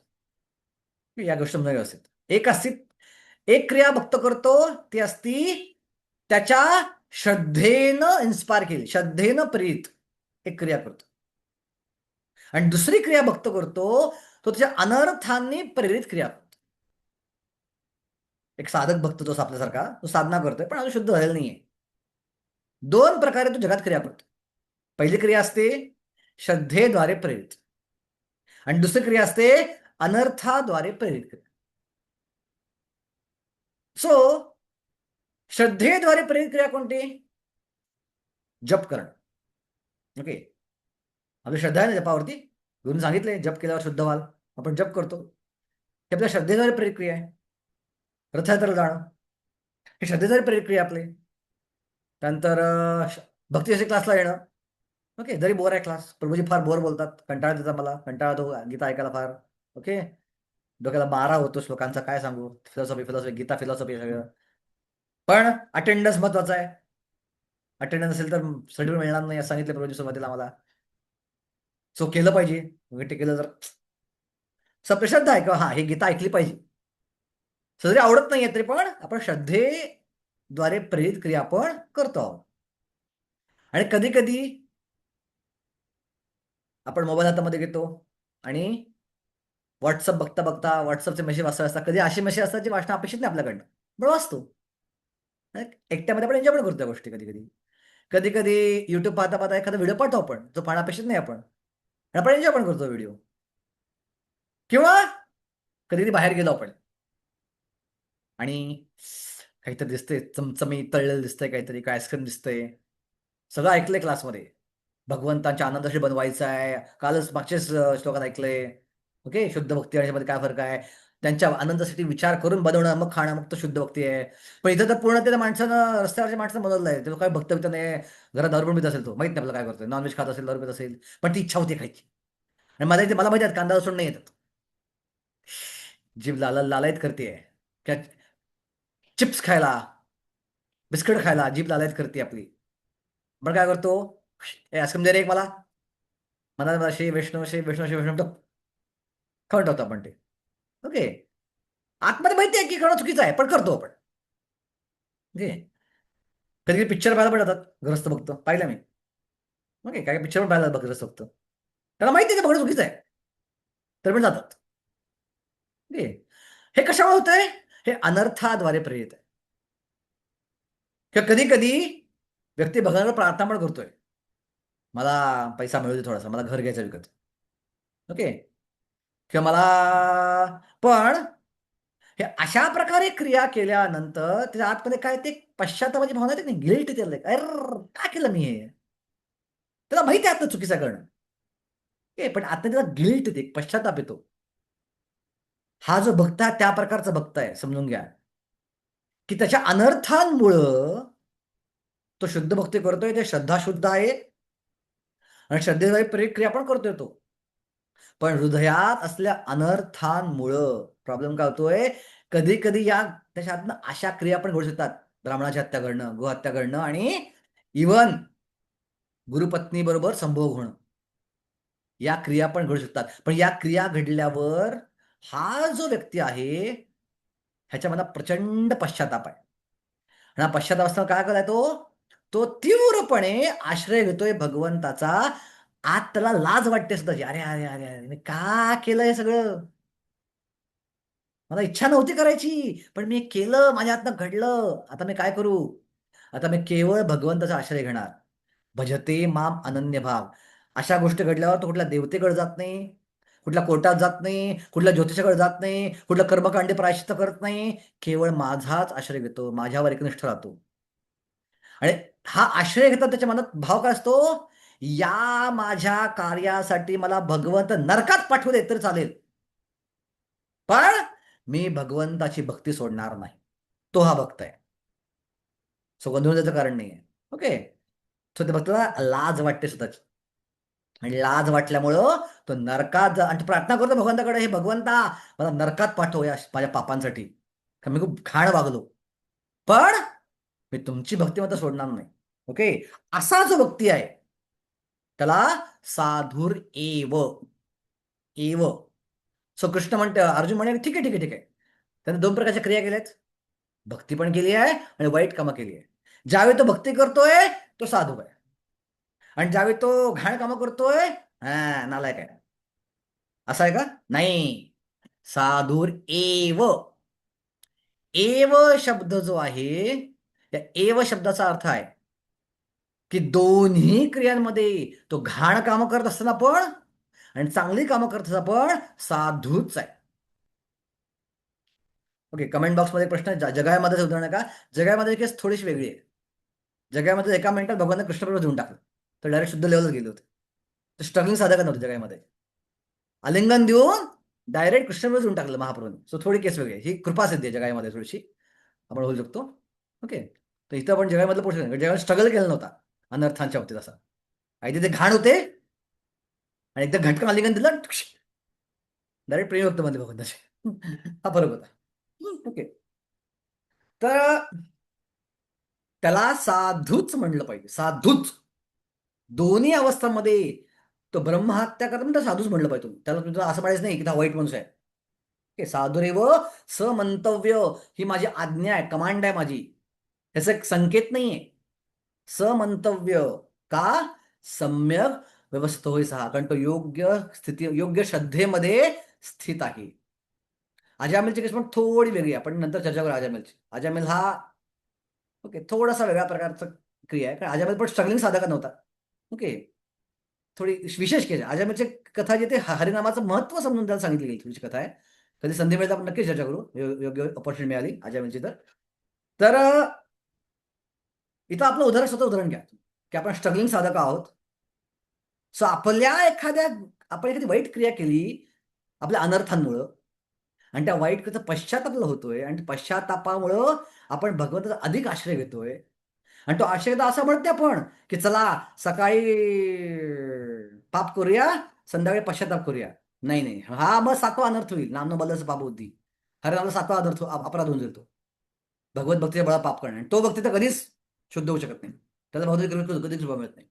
पण हा गिल्टी होतोय तो, आणि गिल्टी होऊन तो अधिक अधिक आश्रय घेतोय. आणि भगवंत म्हणते मला अजिबात भगवंत घेतो, मला नरकात पाठवा, चच्चा द्या, फटके द्या, पण तुमची भक्ती मी सोडणार नाही. हा प्रकारचा भक्त आहे. आणि अशा भक्ताला साधुरेव समंतव्य सम्यक व्यवस्थितो ही सहा, पण तो योग्य प्रकारे दृढ निश्चयानं माझी भक्ती करत आहे. ओके, आणि अशा भक्ताचे भगवंत कसं ऍक्ट करतात? 11व्या स्कंदामध्ये श्लोक येतो, स्वपाद मूलम भजता प्रियस्य त्यक्तान्य भावस्य हरे परेशाम धू विकर्म यच्चोत्पतितं कथंचित धुनोति सर्वं हृदय सन्निविष्टो. ओके, स्वपाद मूलम भजताम प्रियस्य. ओके, जो पूर्णपणे माझ्या चरणांची भक्ती करतोय, त्यक्तान्य भावस्य हरी परेशान, पण चुकून अनर्थांमुळं विकर्म यच्चोत्पतितं कथंचित, चुकून त्याच्यात काही विकर्म घडलं, धुनोति सर्वं हृदय सन्निविष्टो, त्याच्या हृदयात मी बसलो आहे, त्याच्या हृदयातलं कर्म मी स्वच्छ करतो. पण सगळ्या जगाच्या दृष्टीने तो भक्तच आहे, त्याला नावं ठेवलीत तर तुमचं नुकसान होईल, तुम्ही अपराधी होऊन जाल. या लेवलची आसक्ती माझी आहे असं भगवंत इथं सांगत आहेत. हे गुह्य ज्ञान आहे भगवंतांनी सांगितलं अध्यायामध्ये. ओके ओके, कमेंट बॉक्समध्ये काही कमेंट्स येत आहेत. ओके, जगामध्ये पण चर्चा केली, अजामिलचं पण वृषाली माताजी कधी आपण वेळ मिळाला तर डिटेलमध्ये चर्चा करू अजामिलची, संधी आयुष्यात मिळाल्यानंतर या ग्रुपमध्ये. हे खूप डिटेलमध्ये तात्पर्य चक्रवर्ती लिहिलं आहे, जे आपण जर वाचलं आणि चर्चा केली तर हरिनामाची सगळ्या शंका निघून जातात. सगळ्या शंका हरिनामाशी आहेत ना त्या निघून जातात. इतकं डिटेल तात्पर्य त्यावर लिहिलं आहे. सो अजामिलचे काही स्पेशल केस आहे. सो अजामिल हा डायरेक्ट, थोडक्यात सांगायचं म्हटलं तर अजामिलच्या बाबतीत 2 नामाभास आहेत, श्रद्धा नामाभास आणि अश्रद्धा नामाभास. सो श्रद्धा नामाभास सॉरी हा बरोबर आहे. आणि नामाभास 2 प्रकार आहेत, श्रद्धा आणि अश्रद्धा. सो अश्रद्धा नामाभास जे आहेत ना त्यावेळेस 4 प्रकार आहेत, सांकेत्यम, पारिहासम, स्तोभन, हेलनम. सांकेत्यम म्हणजे काय? एखाद्या व्यक्तीला असं अजामिलचं सांकेत्यम होतं. मुलाला पुकारलं नारायण म्हणून आणि विष्णू झाले घ्यायला. सो अजामिलच्या अजिबात इच्छा होती नारायण पुकारायची, त्यानं मुलाला पुकारलं. पण अजामिल स्पेशल व्यक्ती होता की त्याच्या जीवनामध्ये आजपर्यंत ओके ओके अजामिलच्या जीवनामध्ये आजपर्यंत एकही नाम अपराध झाला नव्हता, पाप झाली होती फक्त. अजामिल जीवनामध्ये कुठलाही वैष्णव अपराध, भक्तिमय क्रियातला एकही अपराध त्याच्या आयुष्यात घडलेला नव्हता. आणि घडली का होती? फक्त पाप घडली होती. आणि एका नारायण शब्दात सगळी पाप निघून गेली त्याची खच करून. आणि तो शुद्ध स्तरावरती आला. थोडक्यात शुद्ध भक्तीच्या स्तरावरती तो आला. त्याला सुकृती मिळाली, भक्तिमय सुकृती मिळाली. आणि पाप नसल्यामुळं ही सुकृती लगेच प्रेमामध्ये किंवा शुद्ध भक्तीच्या सर्वोच्च स्तरावरती फ्रुक्टिफाय झाली. हा फरक आहे अजामिलमध्ये आणि आपल्यामध्ये. पण जे 99.99% केसमध्ये नसतं. सो 99.99% केसमध्ये कोणी सांकेत्यम पारियासम स्तुभनम, कोणी इंडिकेट आपल्या मुलाला कृष्ण म्हणून. तुमच्या बऱ्याचशा मुलांना कृष्ण आणि राम असतील, ठीक आहे, त्यांना मी बघलं कृष्ण कृष्ण म्हणून. तर त्या व्यक्तीला अश्रद्धाळूपणे पुकारलं तर सुकृती मिळते, त्याला डायरेक्ट भक्ती मिळत नाही. तो पुढं हळूहळू भक्ती मार्ग येऊ शकतो जर अपराध नसेल तर. हळूहळू हळूहळू हळू अनेक जन्मानंतर. हा फरक आहे अजामिलमध्ये आणि इतर प्रकारे बोलणार त्या लोकांमध्ये. ओके, कळलं वृषाली माताजी? काय प्रश्न? प्रभूजी, अजामिळला स्वतःच्या आई वडिलांना घराच्या बाहेर हाकलून लावलं होतं ना, ते तर ब्राह्मण परिवारातलं होतं आणि ते त्यांचे हा, आई ते वडील ब्राह्मण होते पण ते वैष्णव होते. ते कर्मकांडी ब्राह्मण होते. असं कर्मकांडी. हा, कर्मकांडी ब्राह्मण होते. सो ते पापामध्ये कन्वर्ट झालं. वडिलांना त्रास देणं पापामध्ये कन्वर्ट होतं, अपराध कन्वर्ट होत नाही. ओके, आई वडील वैष्णव असतील. पुंडलिक जे केलं होतं, पुंडलिकच्या आई वडील वैष्णव होते. सो पुंडलिक रूपात अपराध झाला होता. हा हा. ओके, हा फरक आहे. तरी पण त्यांच्यासाठी स्वतः भगवंत आले होते. पुंडलिकसाठी ना. हा. पण सेवा केली वैष्णवाची, आई वडिलांची सेवा केली नंतर. हम्म. सेवा बघून खुश झाले, भक्ताची सेवा बघून भगवंत खुश झाले. म्हणजे भक्तांची सेवा बघून खुश झाले. सो आई बरेचदा पुंडलिकचं वडिलांची उदाहरण जे आहे ना, ते आम्हाला ब्रह्मचार्यांना देतात लोक.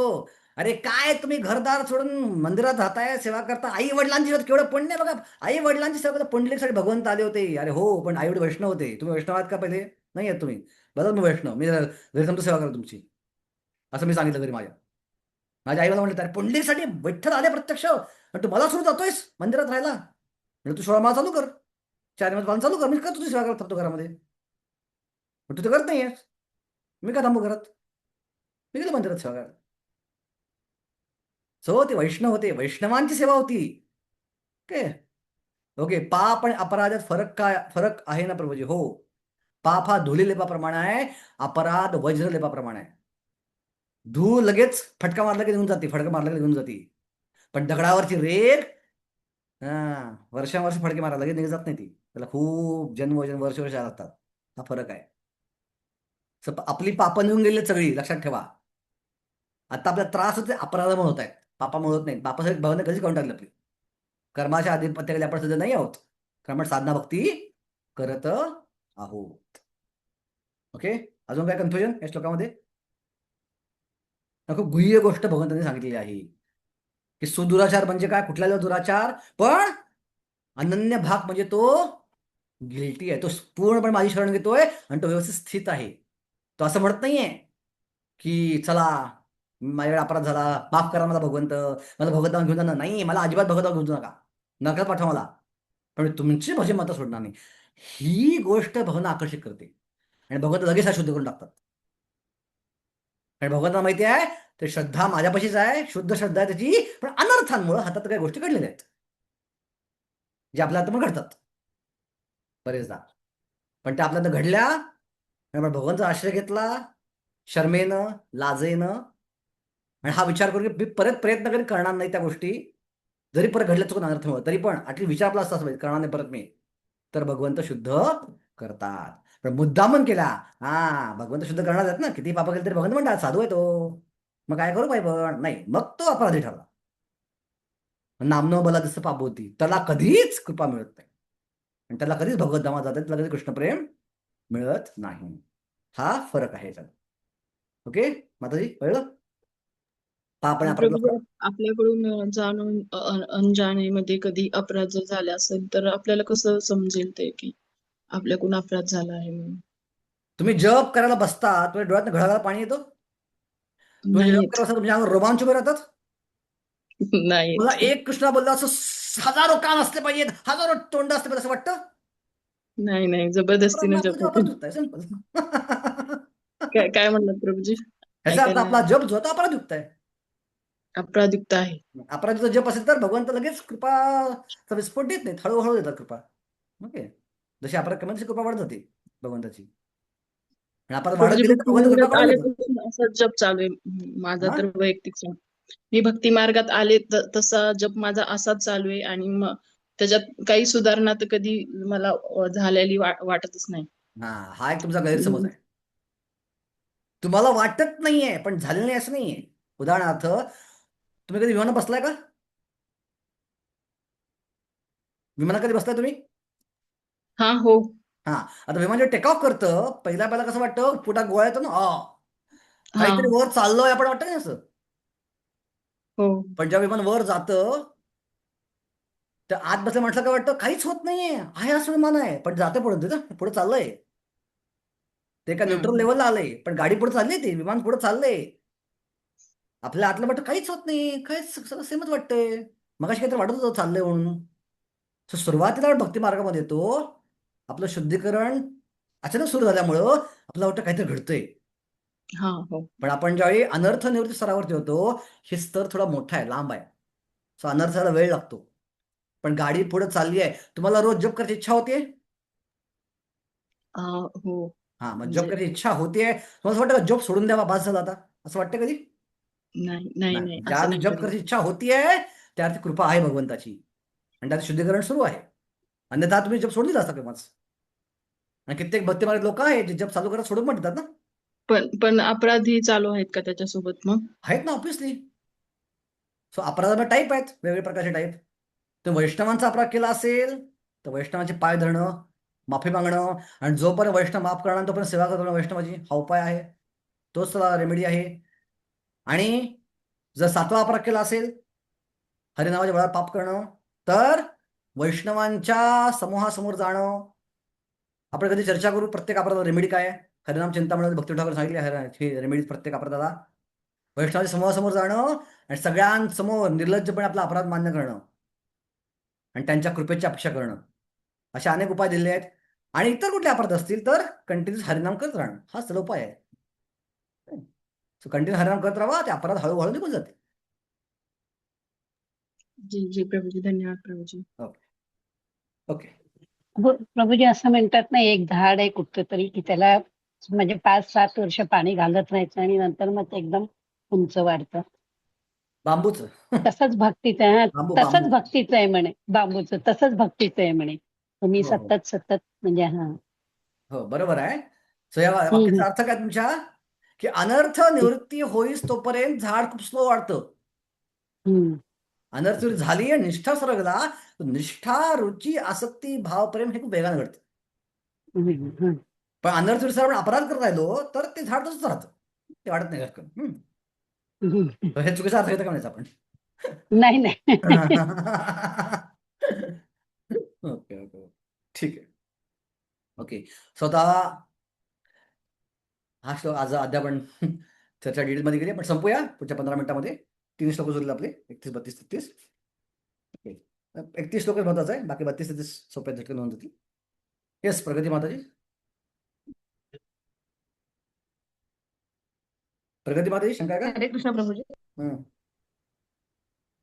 आता आपण त्या प्रश्नाचं उत्तर देताना सांगितलं वैष्णव अपराध झाल्यास पण त्याची हे करायला लागतं. तर वैष्णव अपराध म्हणजे काय असतं ऍक्च्युली? वैष्णवांना बघितल्यावर त्यांना तिरस्कार करणं, त्यांच्याकडे न बघणं, त्यांना स्माईल न देणं, त्यांची निंदा करणं, त्यांना त्रास देणं, त्याचा अपमान करणं, त्यांची सेवा न करणं, आणि सगळ्यात जघन्य अपराध त्यांना फिजिकली मारणं. ओके, ओके वैष्णव अपराधामध्ये येतात. Okay, thank you Prabhuji. कुठल्याही आपल्या कृतीत वैष्णवाचा संबंध दुखवणं मुद्दाम हे वैष्णव अपराधामध्ये येतं. ठीक आहे. थँक्यू प्रभू. ओके, आता श्लोक क्रमांक 31 वर जाऊया आपण. सगळ्यात आवडता श्लोक आपला सगळ्यांचा, होप गिव्हिंग श्लोक. स्वतः अर्जुन म्हणेल की मग अशा पापी लोकांची, म्हणजे पापी पण माझे भक्त आहेत, साधू आहेत, अशा पापी लोकांची त्यांनी भोग लावला तुम्ही स्वीकारता? छी छी छी छी छी. अशा पापी लोकांना तुम्हाला अभिषेक करतो स्वीकारता तो? अशा पापीला ड्रेसिंग तुम्हाला स्वीकारता? ड्रेसिंग ड्रेसिंग सगळं ठीक आहे, कसं काय करू शकाल? तुम्ही म्हणलं प्रयत्नात म्हणा, हा शुद्ध मनानं अर्पण केलं स्वीकारतो. पत्रम पशम फलम तोय योमे भक्त्या प्रयच्छती तदम भक्त्या उपरतम अष्टामे प्रयतात्मना. सो तुम्ही प्रयतात्मनाच स्वीकारता, मग अशा लोकांचं कसं काय स्वीकारता? आणि त्याला भगवंत म्हणतात, क्षिप्रम भवति धर्मात्मा शाश्वत शांती निगच्छति कौंतेय प्रतिजानेहि न मे भक्त्या प्रणश्यति. क्षिप्रम, अर्जुना लवकरच ते धर्मात्मा होतील. क्षिप्रम भवति धर्मात्मा. कुठला धर्म? भक्तीचा धर्म. शुद्ध शुद्ध जैव धर्म शुद्ध होऊन जातील. जीवाधर्म काय? कृष्ण नित्यदास, त्या धरत्या स्वरूपाला ते प्राप्त करतील. शाश्वत शांती निगच्छती. ओके, निगच्छती म्हणजे ऍक्च्युली नि जेव्हा लागतो एखाद्या गोष्टीला. ओके, सो निगच्छतीचा खरा अर्थ आहे की त्याच्या जी काय तिची पाप आहेत, चोकवाय वाटतायत ती अशी, ती लगेचच निघून जातील आणि ते लवकरच शाश्वत शांती प्राप्त करतील. ओके, सो अर्जुन म्हणे ठीक आहे, हरकत नाही. मी असं अजून करतो की तुमच्या एखाद्या भक्तानं असं जघन्य पाप केलं, सुदुराचार केला आणि तुमच्या भक्तीमध्ये स्थित आहे तो, आणि लवकरच तो धर्मात्मा झाला आणि त्यानं मग तुमचे भोग लावले, तुम्ही स्वीकार करता, अशा व्यक्तीला मान्य करतो. पण समजा एखादा व्यक्ती अशा प्रकारे मरेस्तोवर पाप करत राहिला. ऑफकोर्स अगेन मरेस्तोवर पाप करता एक कंडिशन आहे इथं की मरेस्तोवर गिल्ट पण येते. अनर्थानच झाली पाप आहेत ती. अपराध करत नाही तो, की नामनं बलस पापवती करत नाही, सकाळी पाप आणि संध्याकाळी रेमेडी, असं नाहीये. अनर्थ एवढं की तो होतच पाप होतच आहेत आणि गिल्ट पण वाढत चालायची. असं आयुष्यभर झालं तर काय करणार? तो झालाच नाही शुद्ध. आणि त्याला भगवंत उतरतायत, नमे भक्त्या प्रणश्यती. अर्जुना काळजी करू नकोस, त्यांच्या जो काही भक्ती एलिमेंट आहे ना त्याचा मी कधीच विनाश होऊ देत नाही. अपराधी व्यक्तीची भक्ती नष्ट होते, लक्षात ठेवा. फरक आहे इथं. एखाद्यानं अपराध केला तर भक्ती नष्ट होते. लोक भक्ती का सोडतात? अपराध केल्यामुळे. लोकांची भक्ती श्रद्धा का निघून जाते? तुमच्या नजरेमध्ये एखादा व्यक्ती असेल ना जो पूर्वी सत्संगाला यायचा, माळा करायला सोडून दिला, माळा आहे कोणी असा विक्रमणमध्ये? पूर्वी यायचा सत्संगाला, माळा पण करायचा, अचानक बंद झालं. माळा कर म्हणलं येत पण नाही, ये म्हणलं येत पण नाही. काहीतरी अपराध घडलाय. अपराध केल्यावर भगवान श्रद्धा काढून घेतली. व्हॅल्यू सिस्टम बदलली. आता पूर्णपणे एन्जॉयमेंटसाठी वागायला लागला तो. आता त्याची रिस्पॉन्स एकच आहे, केवळ त्याच्या अनर्थावर रिस्पॉन्स आहे. श्रद्धाचा रिस्पॉन्स नाही त्याचा कुठं. श्रद्धाच उरली भगवंतावरती. अशा व्यक्तीला बोलत नाही भगवंत अशा बोलत आहे, श्रद्धा पण टिकून आहे त्याची, त्याला गिल्ट पण वाटतेय आणि त्याची पाप पण घडतात अनर्थामुळं. अशा व्यक्तीच्या भक्तीचा मी कधीच विनाश होऊ देत नाही. अशा व्यक्तीचा मी कायम रक्षण करतो, त्याचा विनाश कधीच होत नाही. तर त्यानं अर्पण केलं मी स्वीकारतो, तो भक्त आहे, तो भक्तच राहतो. बघा केवढे होप्स भगवंताला देत आहेत. ओके, सो अर्जुन म्हणेल की अरे तुम्ही म्हणताय तुम्ही भक्तीचा विनाश कराल, पण लोक विश्वास ठेवतील त्याच्यावरती. कृष्ण म्हणले अरे हो, खरं बोलतो यार, तर मी अशा भरपूर गोष्टी बोललोय त्याचं पालन मी केलेलं नाही आजपर्यंत. मग लोक विश्वास का ठेवतील? आणि म्हणून अर्जुना तू जा आणि हिंदीमध्ये म्हणतात ना, डंके की चोट पे ढोल वाजवून, नगारे वाजवून, गुलाल उधळून, हात वर करून जगाला सांग की माझ्या भक्तांचा कधीच विनाश होत नाही, त्यांचं कायम रक्षणच होतं. यस विशाली माताजी. हरे कृष्ण प्रभू. प्रभूजी, जसं की आपल्याला अंजानेमध्ये कधी धाम अपराध पण होतो आणि भगवंत हे विग्रहामध्ये पण आहेत, पण आपण कधी कधी त्यांची जशी सेवा करायला पाहिजे तशी होत नाही. तर मग हे अपराधामध्ये येते का पापामध्ये येतं? हे सगळे सेवा दोन प्रकारचे अपराध आहेत, नाम अपराध म्हणजे सेवा अपराध. ते अपराधामध्ये येतं. सेवा अपराधामध्ये येतं, पण सेवा अपराध एवढे डेंजरस नाही आहेत. सेवा अपराध डेली करणाऱ्या हरिनामा निघून जातात, पण डेलीच्या जपा करून सकाळ सकाळी त्या डेली आपल्या 16 माळच्या जपामुळं सेवा अपराध निघून जातात. ओके, सेवा अपराध एवढे डेंजरस नाही आहेत, ते अपराधच आहेत. ओके. आणि धाम अपराध तो पण त्याच्यातच हा, ते निघून पण जातो धाम का? अपराध सेवा अपराधमध्ये येतं. विग्रह अपराध आणि धाम अपराध सेवा अपराधमध्ये येतं. ओके. सो नकळतपणे घडले हे अपराध तर ते त्याला सेपरेट काय करायचं नाही, हरिनाम करून निघून जातात ते. ओके.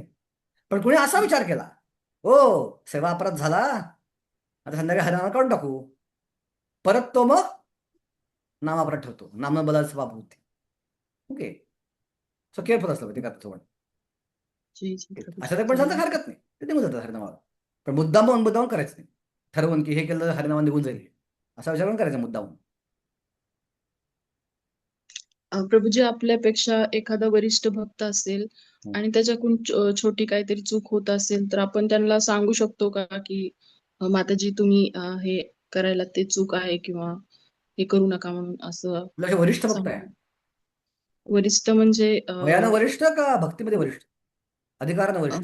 हा दीक्षा पण त्यांची आधी झालेली आहे वयानं पण हा, वरिष्ठ अवॉइड आहे. केलं पाहिजे. आपण त्यांच्या काउन्सिलरला सांगू शकतो. आपल्याशी आता त्या व्यक्तीशी आपलं नातं कसं त्यावर अवलंबून आहे. ओके. आपलं त्या व्यक्तीशी एकदम मैत्रीपूर्ण संबंध आहे की जेणेकरून आपण दिला फीडबॅक तो निगेटिव्हली घेणार नाही, असा विश्वास तुम्हाला असेल तर जावा आणि प्रेमानं सांगा, समजावून. पहिलं तर कौतुक करा, तुझं काय भक्तिमय कार्याचं कौतुक करा, आणि ते कौतुक केल्यानंतर मग त्याला प्रेमानं समजा की तुझ्या या मला या गोष्टी घडल्या ते त्यांच्या चुकीचे आहे. वागण्यानं समजा बाकीचे जे भक्त आहेत ते थोडे नाराज होत असतील हा, आणि मग अगेन तेव्हा बरोबर आहे आपण ना, सांगू. तुझं म्हणणं बरोबर हं. आहे, पण त्या व्यक्तीशी जो व्यक्ती अपराध करतोय ते जी तुमचं नातं कसं आहे ही गोष्ट अवलंबून. तुमचा त्याविषयी जी अधिकार काय आहे. हा हा जर मी त्याला ओळखत पण नाहीये तर मी त्याला काय सांगायचो, त्याच्या काउन्सिलरला सांगेन ना मी की प्रभूजी की माताजी हम्म. तुमची ही काउन्सिली आहे का काउन्सिलर आहे, काउन्सिली आहे, त्याच्या वागण्यामध्ये हे गोष्ट दोष मला आढळले, तुम्ही चेक करा आणि योग्य तो योग्य तो योग्य ते ऍक्शन घ्या तुम्ही. ते निंदामध्ये येणार नाही का? वैष्णव नाही नाही नाही, ही निंदामध्ये निंदा येणार नाही, नाही का? ही निंदा नाही आहे, ही कन्सर्न आहे, काळजी आहे. ओके. आणि सांगताना कसं सांगायचं, ते निंदा करता सांगते नाही, प्रभूजी चांगले बघतायत ते, आपण कौतुकच करायचं.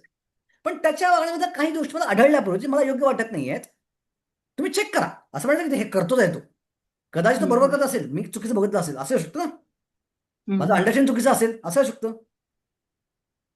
सो तुम्ही चेक करा, शहानिशा करा, आणि जर तो वाटलं चुकीचं होतं त्याला थोडंसं समजावून सांगा, आणि मग तो व्यक्ती जी जो करेल ते आपण मान्य करायचं, पण कुठल्या निंदा करायची नाही.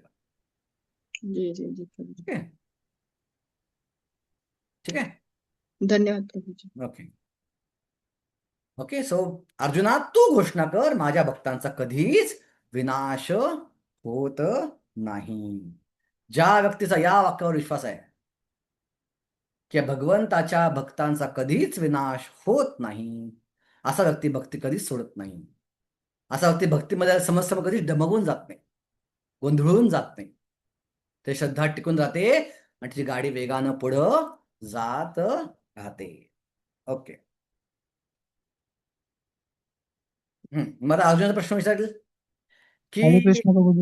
हा बोला. प्रभूजी या गोष्टीमध्ये क्लिअर करा ना की वैष्णवची परिभाषा काय आहे, म्हणजे कोण मनुष्य आता जे भक्तीमध्ये येतात हळूहळू, मग तो वैष्णव आहे की नाही आहे त्याला कसं समजायचं? प्रभूजी म्हणजे चैतन्य प्रभूजी महाप्रभू मध्ये ना सांगितलंय, सांगायचं. चैतन्य महाप्रभू सुंदर सांगितलं वाक्य, हा, प्रभू कहे आंध्र मुखे शून्य एक बार, कृष्ण नाम सई पूज्य श्रेष्ठ सबाकार. चैतन्य महाप्रभू नजरेत वैष्णव कोण आहे? जो आयुष्यात एकदा कृष्ण नाव घेतो तो वैष्णव आहे. ओके. प्रभू कहे आंध्र मुखे शून्य एक बार, कृष्ण नाम सई पूज्य श्रेष्ठ सबाकार, तो पूजनीय आहे असं महाप्रभू म्हणतात. सो आपल्या दृष्टीने प्रत्येक वैष्णवच आहे असा विचार पण केला पाहिजे. हो जर एकदा प्रभूजी. वैष्णव नसेल, उद्या उद्या तो वैष्णव म्हणला तर आता केलेला अपराध आता पुढे उतरला, पुढे आता मी केलं फोडलं धाड धाड धाड धाड, पुढे वैष्णव म्हणला तर आता केलेला अपराध नंतर लागतात ते, तो वैष्णव म्हणल्यानंतर. सो केअरफुल, बेटर कोणाचा अपराध करू नका. जी प्रभूजी. ओके. सो आता अर्जुना मला प्रश्न पडेल की आता पुढचे 3 श्लोक फटाक करू. आता जास्त एक्सप्लेनेशन नाही याच्यामध्ये, सोपे श्लोक आहेत. ओके. आता अर्जुनाला प्रश्न पडेल की मग पाप एवढा पापी व्यक्ती आहे, तर पापी व्यक्ती शुद्ध होतो, तर ज्यांना पाप योनी म्हणले त्या पण तुमची प्राप्ती करू शकतात का? भगवंत म्हणतात हो, जर त्यांनी माझा आश्रय घेतला तर. माम हि पार्थ व्यापाश्रित्य ये पिस्यु पाप योनया स्त्रियो वैश्व तथा शूद्रो तेपी यान्ति पराम गतिम. आता बऱ्याच माताजी इथं आहेत, इथं स्त्रीला पाप योनी म्हणले. माताजी म्हटलं काय आहे? अन्याय करता आमच्यावर तुम्ही प्रभूजी, नाही पापी आहोत का? पाप योनी आहे का आमची? आणि शूद्रांना पाप योनी म्हणले. किती काष्टीजम लोक आहेत हिंदू लोक, बापरे, हे हरिकृष्ण काष्टी असतात. शूद्रांना पाप योनी म्हणतात, शी. वैश्याला पाप योनी म्हणतायत. समजून घ्या थोडंसं 2 मिनिटात. याच्यावर मी एक्सप्लेन देतो फक्त. माताजी लोक जास्त जेव्हा ग्रुपमध्ये जास्त म्हणून म्हणलं मी की स्त्रीला पाप योनी का म्हणलंय? कारण स्त्री देहाला खूप वेदना आहेत, खूप यातना आहेत, खूप कष्ट आहेत, जे पुरुष देहाला अजिबात नाही आहेत.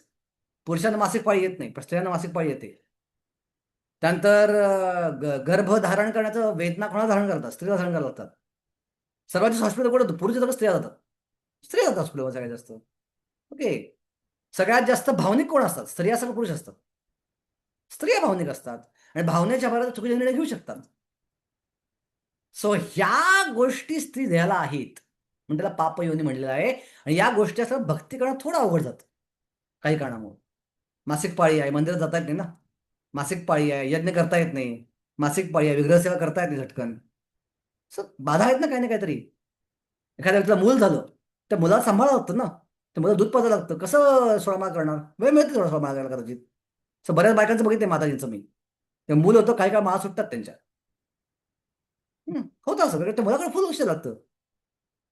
सो या क्रिया आहेत म्हणून 24 तास त्या व्यक्तीला देता येत नाही, म्हणून त्याला पापयोनी म्हणलंय. काहीतरी पापांचा परिणाम म्हणून ती स्त्री देह त्याला मिळाला नाही. पण हे वैष्णवींच्या बाबतीत अप्लिकेबल नाहीये. एकदा व्यक्ती वैष्णव स्तरावरती होतो, तो स्त्री पण नाही आहे, तो पुरुष पण नाही, तो वैष्णव आहे, तो आत्मा आहे. यमुना माता जिथे गेला प्रभुपादांकडं आणि यमुना प्रभुपादांना विचारलं की प्रभा तुम्ही पुस्तकात दिलंय की स्त्रिया या सिनफुल आहेत म्हणून, woman are sinful birth. Prabhupada म्हणले हो. So are we sinful? Prabhupada yes.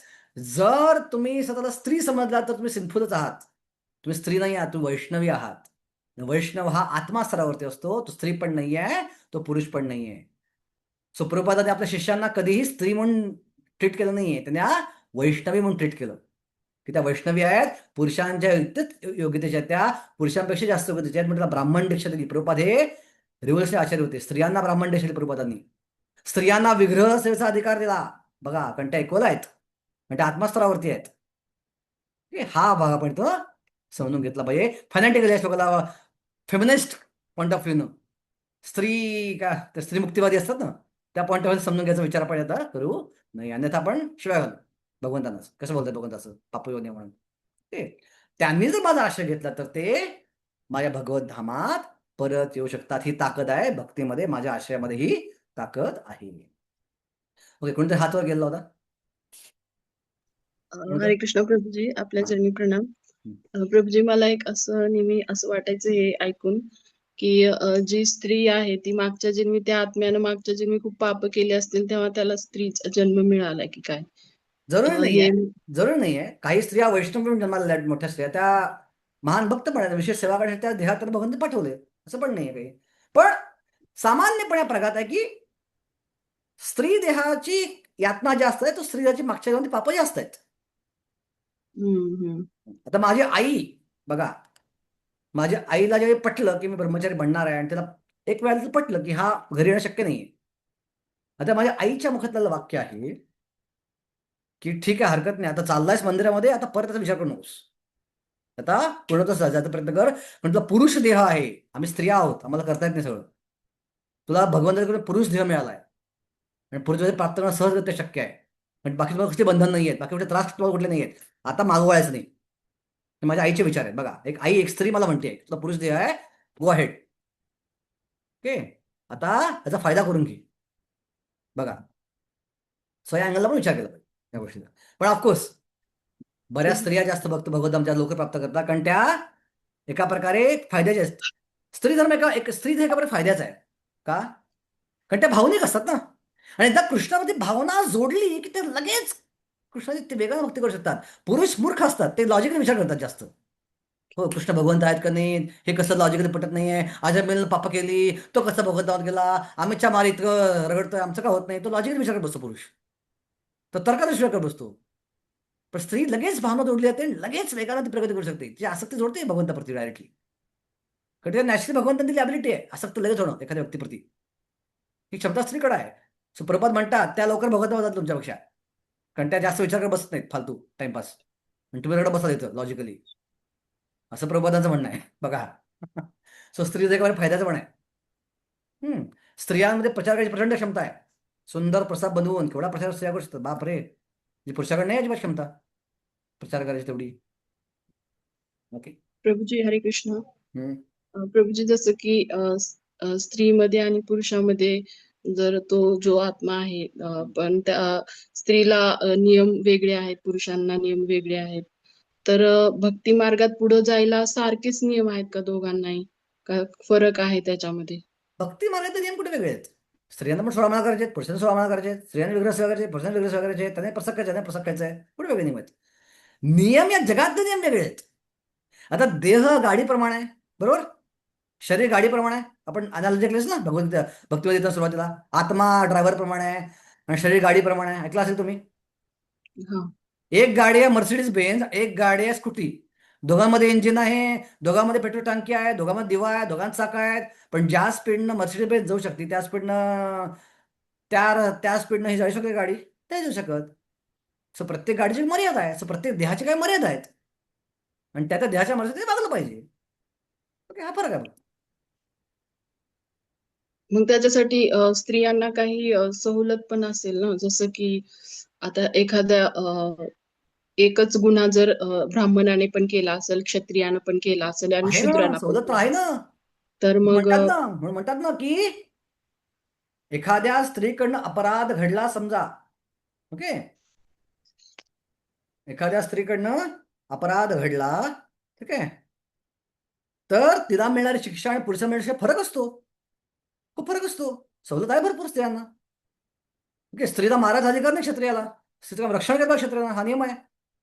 स्त्री जरी पाप केलं तर मारता येत नाही स्त्रीला, थोडी शिक्षा देता येईल, तर मारायचा अधिकार नाहीये. तर निश्चित संरक्षण दिलं स्त्रियांना. ओके, भरपूर सवलती आहेत.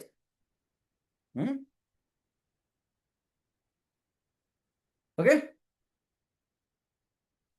ओके. जी जी प्रभूजी, आता मग धन्यवाद. भगवंत सांगतात अर्जुनाला की अरे पाप योनीवाले भगवंतामान जाऊ शकतात, शुद्ध होऊ शकतात, तर तू कोण आहेस? राज ऋषी आहेस, तू राजा आहेस, ब्राह्मण आहे, क्षत्रिय आहेस. किम पुनर्ब्राह्मणा पुण्या भक्त्या राजर्षयो तथा अनित्यम असुखम लोके इमम प्राप्त भजस्व माम. म्हणून या जगात प्राप्त आलास तू, म्हणून या मग सदाचारी ब्राह्मण भक्त आणि तुझ्यासारख्या राजर्षी बद्दल काय सांगावे. म्हणून या अनित्य दुःखमय जगामध्ये असल्यामुळे माझ्या प्रेममय सेवेमध्ये संलग्न हो. अरे ती लोक सिद्ध होऊ शकतात, तर तुझं काय प्रॉब्लेम आहे? तू सहजगत्या माझी प्राप्ती करू शकशील. म्हणून भक्ती करायला या अनित्य असुखमय लोकात अडकून पडू नकोस, इथल्या दुःखांकडे जास्त लक्ष नकोस. मला शरण ये आणि माझ्या धामात यायचा प्रयत्न कर.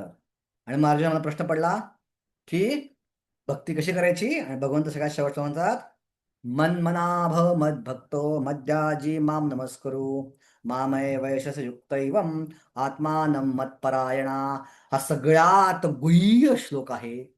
भगवद्गीतेत 700 श्लोक आहेत. त्या 700 श्लोकाचा मधला एक्झॅक्ट आपण सेंटर काढला तर हा श्लोक येतो बरोबर. मी काढून बघा, एक्झॅक्ट सेंटर काढला 700ला भागा 2 किती येतात? समथिंग काहीतरी 350 ते 350 काहीतरी येतील. ओके, हा एक्झॅक्टली 350 श्लोक गीतेतला. सो सगळ्यात गुह्य श्लोक भगवंत बरोबर गीतेच्या मध्ये ठेवलाय बघा. भगवंत म्हणतात मन मना, तुझं मन माझ्यापाशी ठेव. माझी भक्ती करायची ना, तुझं मन माझ्यापाशी ठेव. अर्जुन म्हणतो नाही, मन लावणं फार अवघड आहे, मन आमचं भरकट्ट आहे. मद्याजी, तुझ्याकडे जे आहे ते मला अर्पण कर मग. ओके ओके ओके, माझं चिंतन कर मग. तुझं मन ओके, मद्याजी, मद्याजी म्हणजे काय? हा, माझं पूजन कर, माझ्या विग्रहांची सेवा कर. अर्जुन म्हणतो तेही फार अवघड आहे, विग्रहांची फार समस्या मला.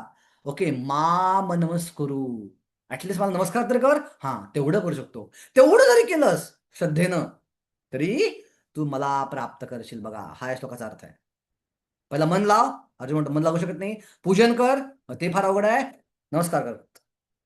मन मना भव मद भक्तो मद्याजी माम नमस्करू. या गोष्टी कर, सहजगत्या तू माझी प्राप्ती करू शकेल. बघा, या गुह्य डीप गोष्टी शेवटच्या 6 श्लोकात सांगितल्या आहेत. म्हणून मी खूप जास्त वेळ घेतलो आज. सॉरी, मी टाइम क्रॉस केला आज. जास्त वेळ घेऊन मी आज 5-6 श्लोकासाठी मी ऑलमोस्ट 2 तास घेतले आज.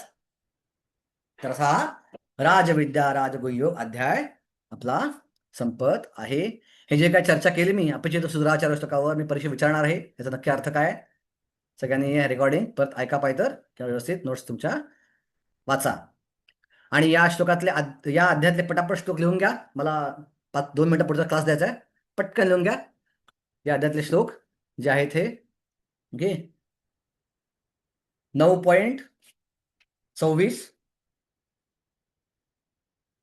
त्यानंतर 9.29, 30, 31 आणि 33. 9.26, 29, 30, 31 आणि 33. आणि 9.14 हा पण महत्वाचा श्लोक आहे. 9.14. ओके, परत सांगतो. 9.14, 9.26, 9.29, 9.30, 9.31 आणि 9.33. जास्त श्लोक दिलं असं वाटत असेल, पण फार महत्वाचे श्लोक आहेत. हे पाठ असणं आवश्यकच आहे. प्रत्येक गौडिया वैष्णवासाठी, प्रत्येक इस्कॉनच्या भक्तासाठी हे श्लोक पाठ असणं खूप खूप महत्वाचं आहे. ओके, 9.14, 9.26, 9.29, 30, 31 आणि 33. ओके, हरे Krishna. So thank you very much for your patience. Okay, तुम्ही संयमानं ऐकलं आणि जास्त वेळ ऐकलं आज. ओके, मला सहन केलं. हरे कृष्ण प्रभूजी. खूप धन्यवाद. हरे कृष्णा. दंडवत हरे प्रणाम कृष्ण, प्रभूजी. दंडवत प्रणाम. की जय. हरे कृष्ण हरे प्रभूजी. कृष्ण. हरे कृष्ण.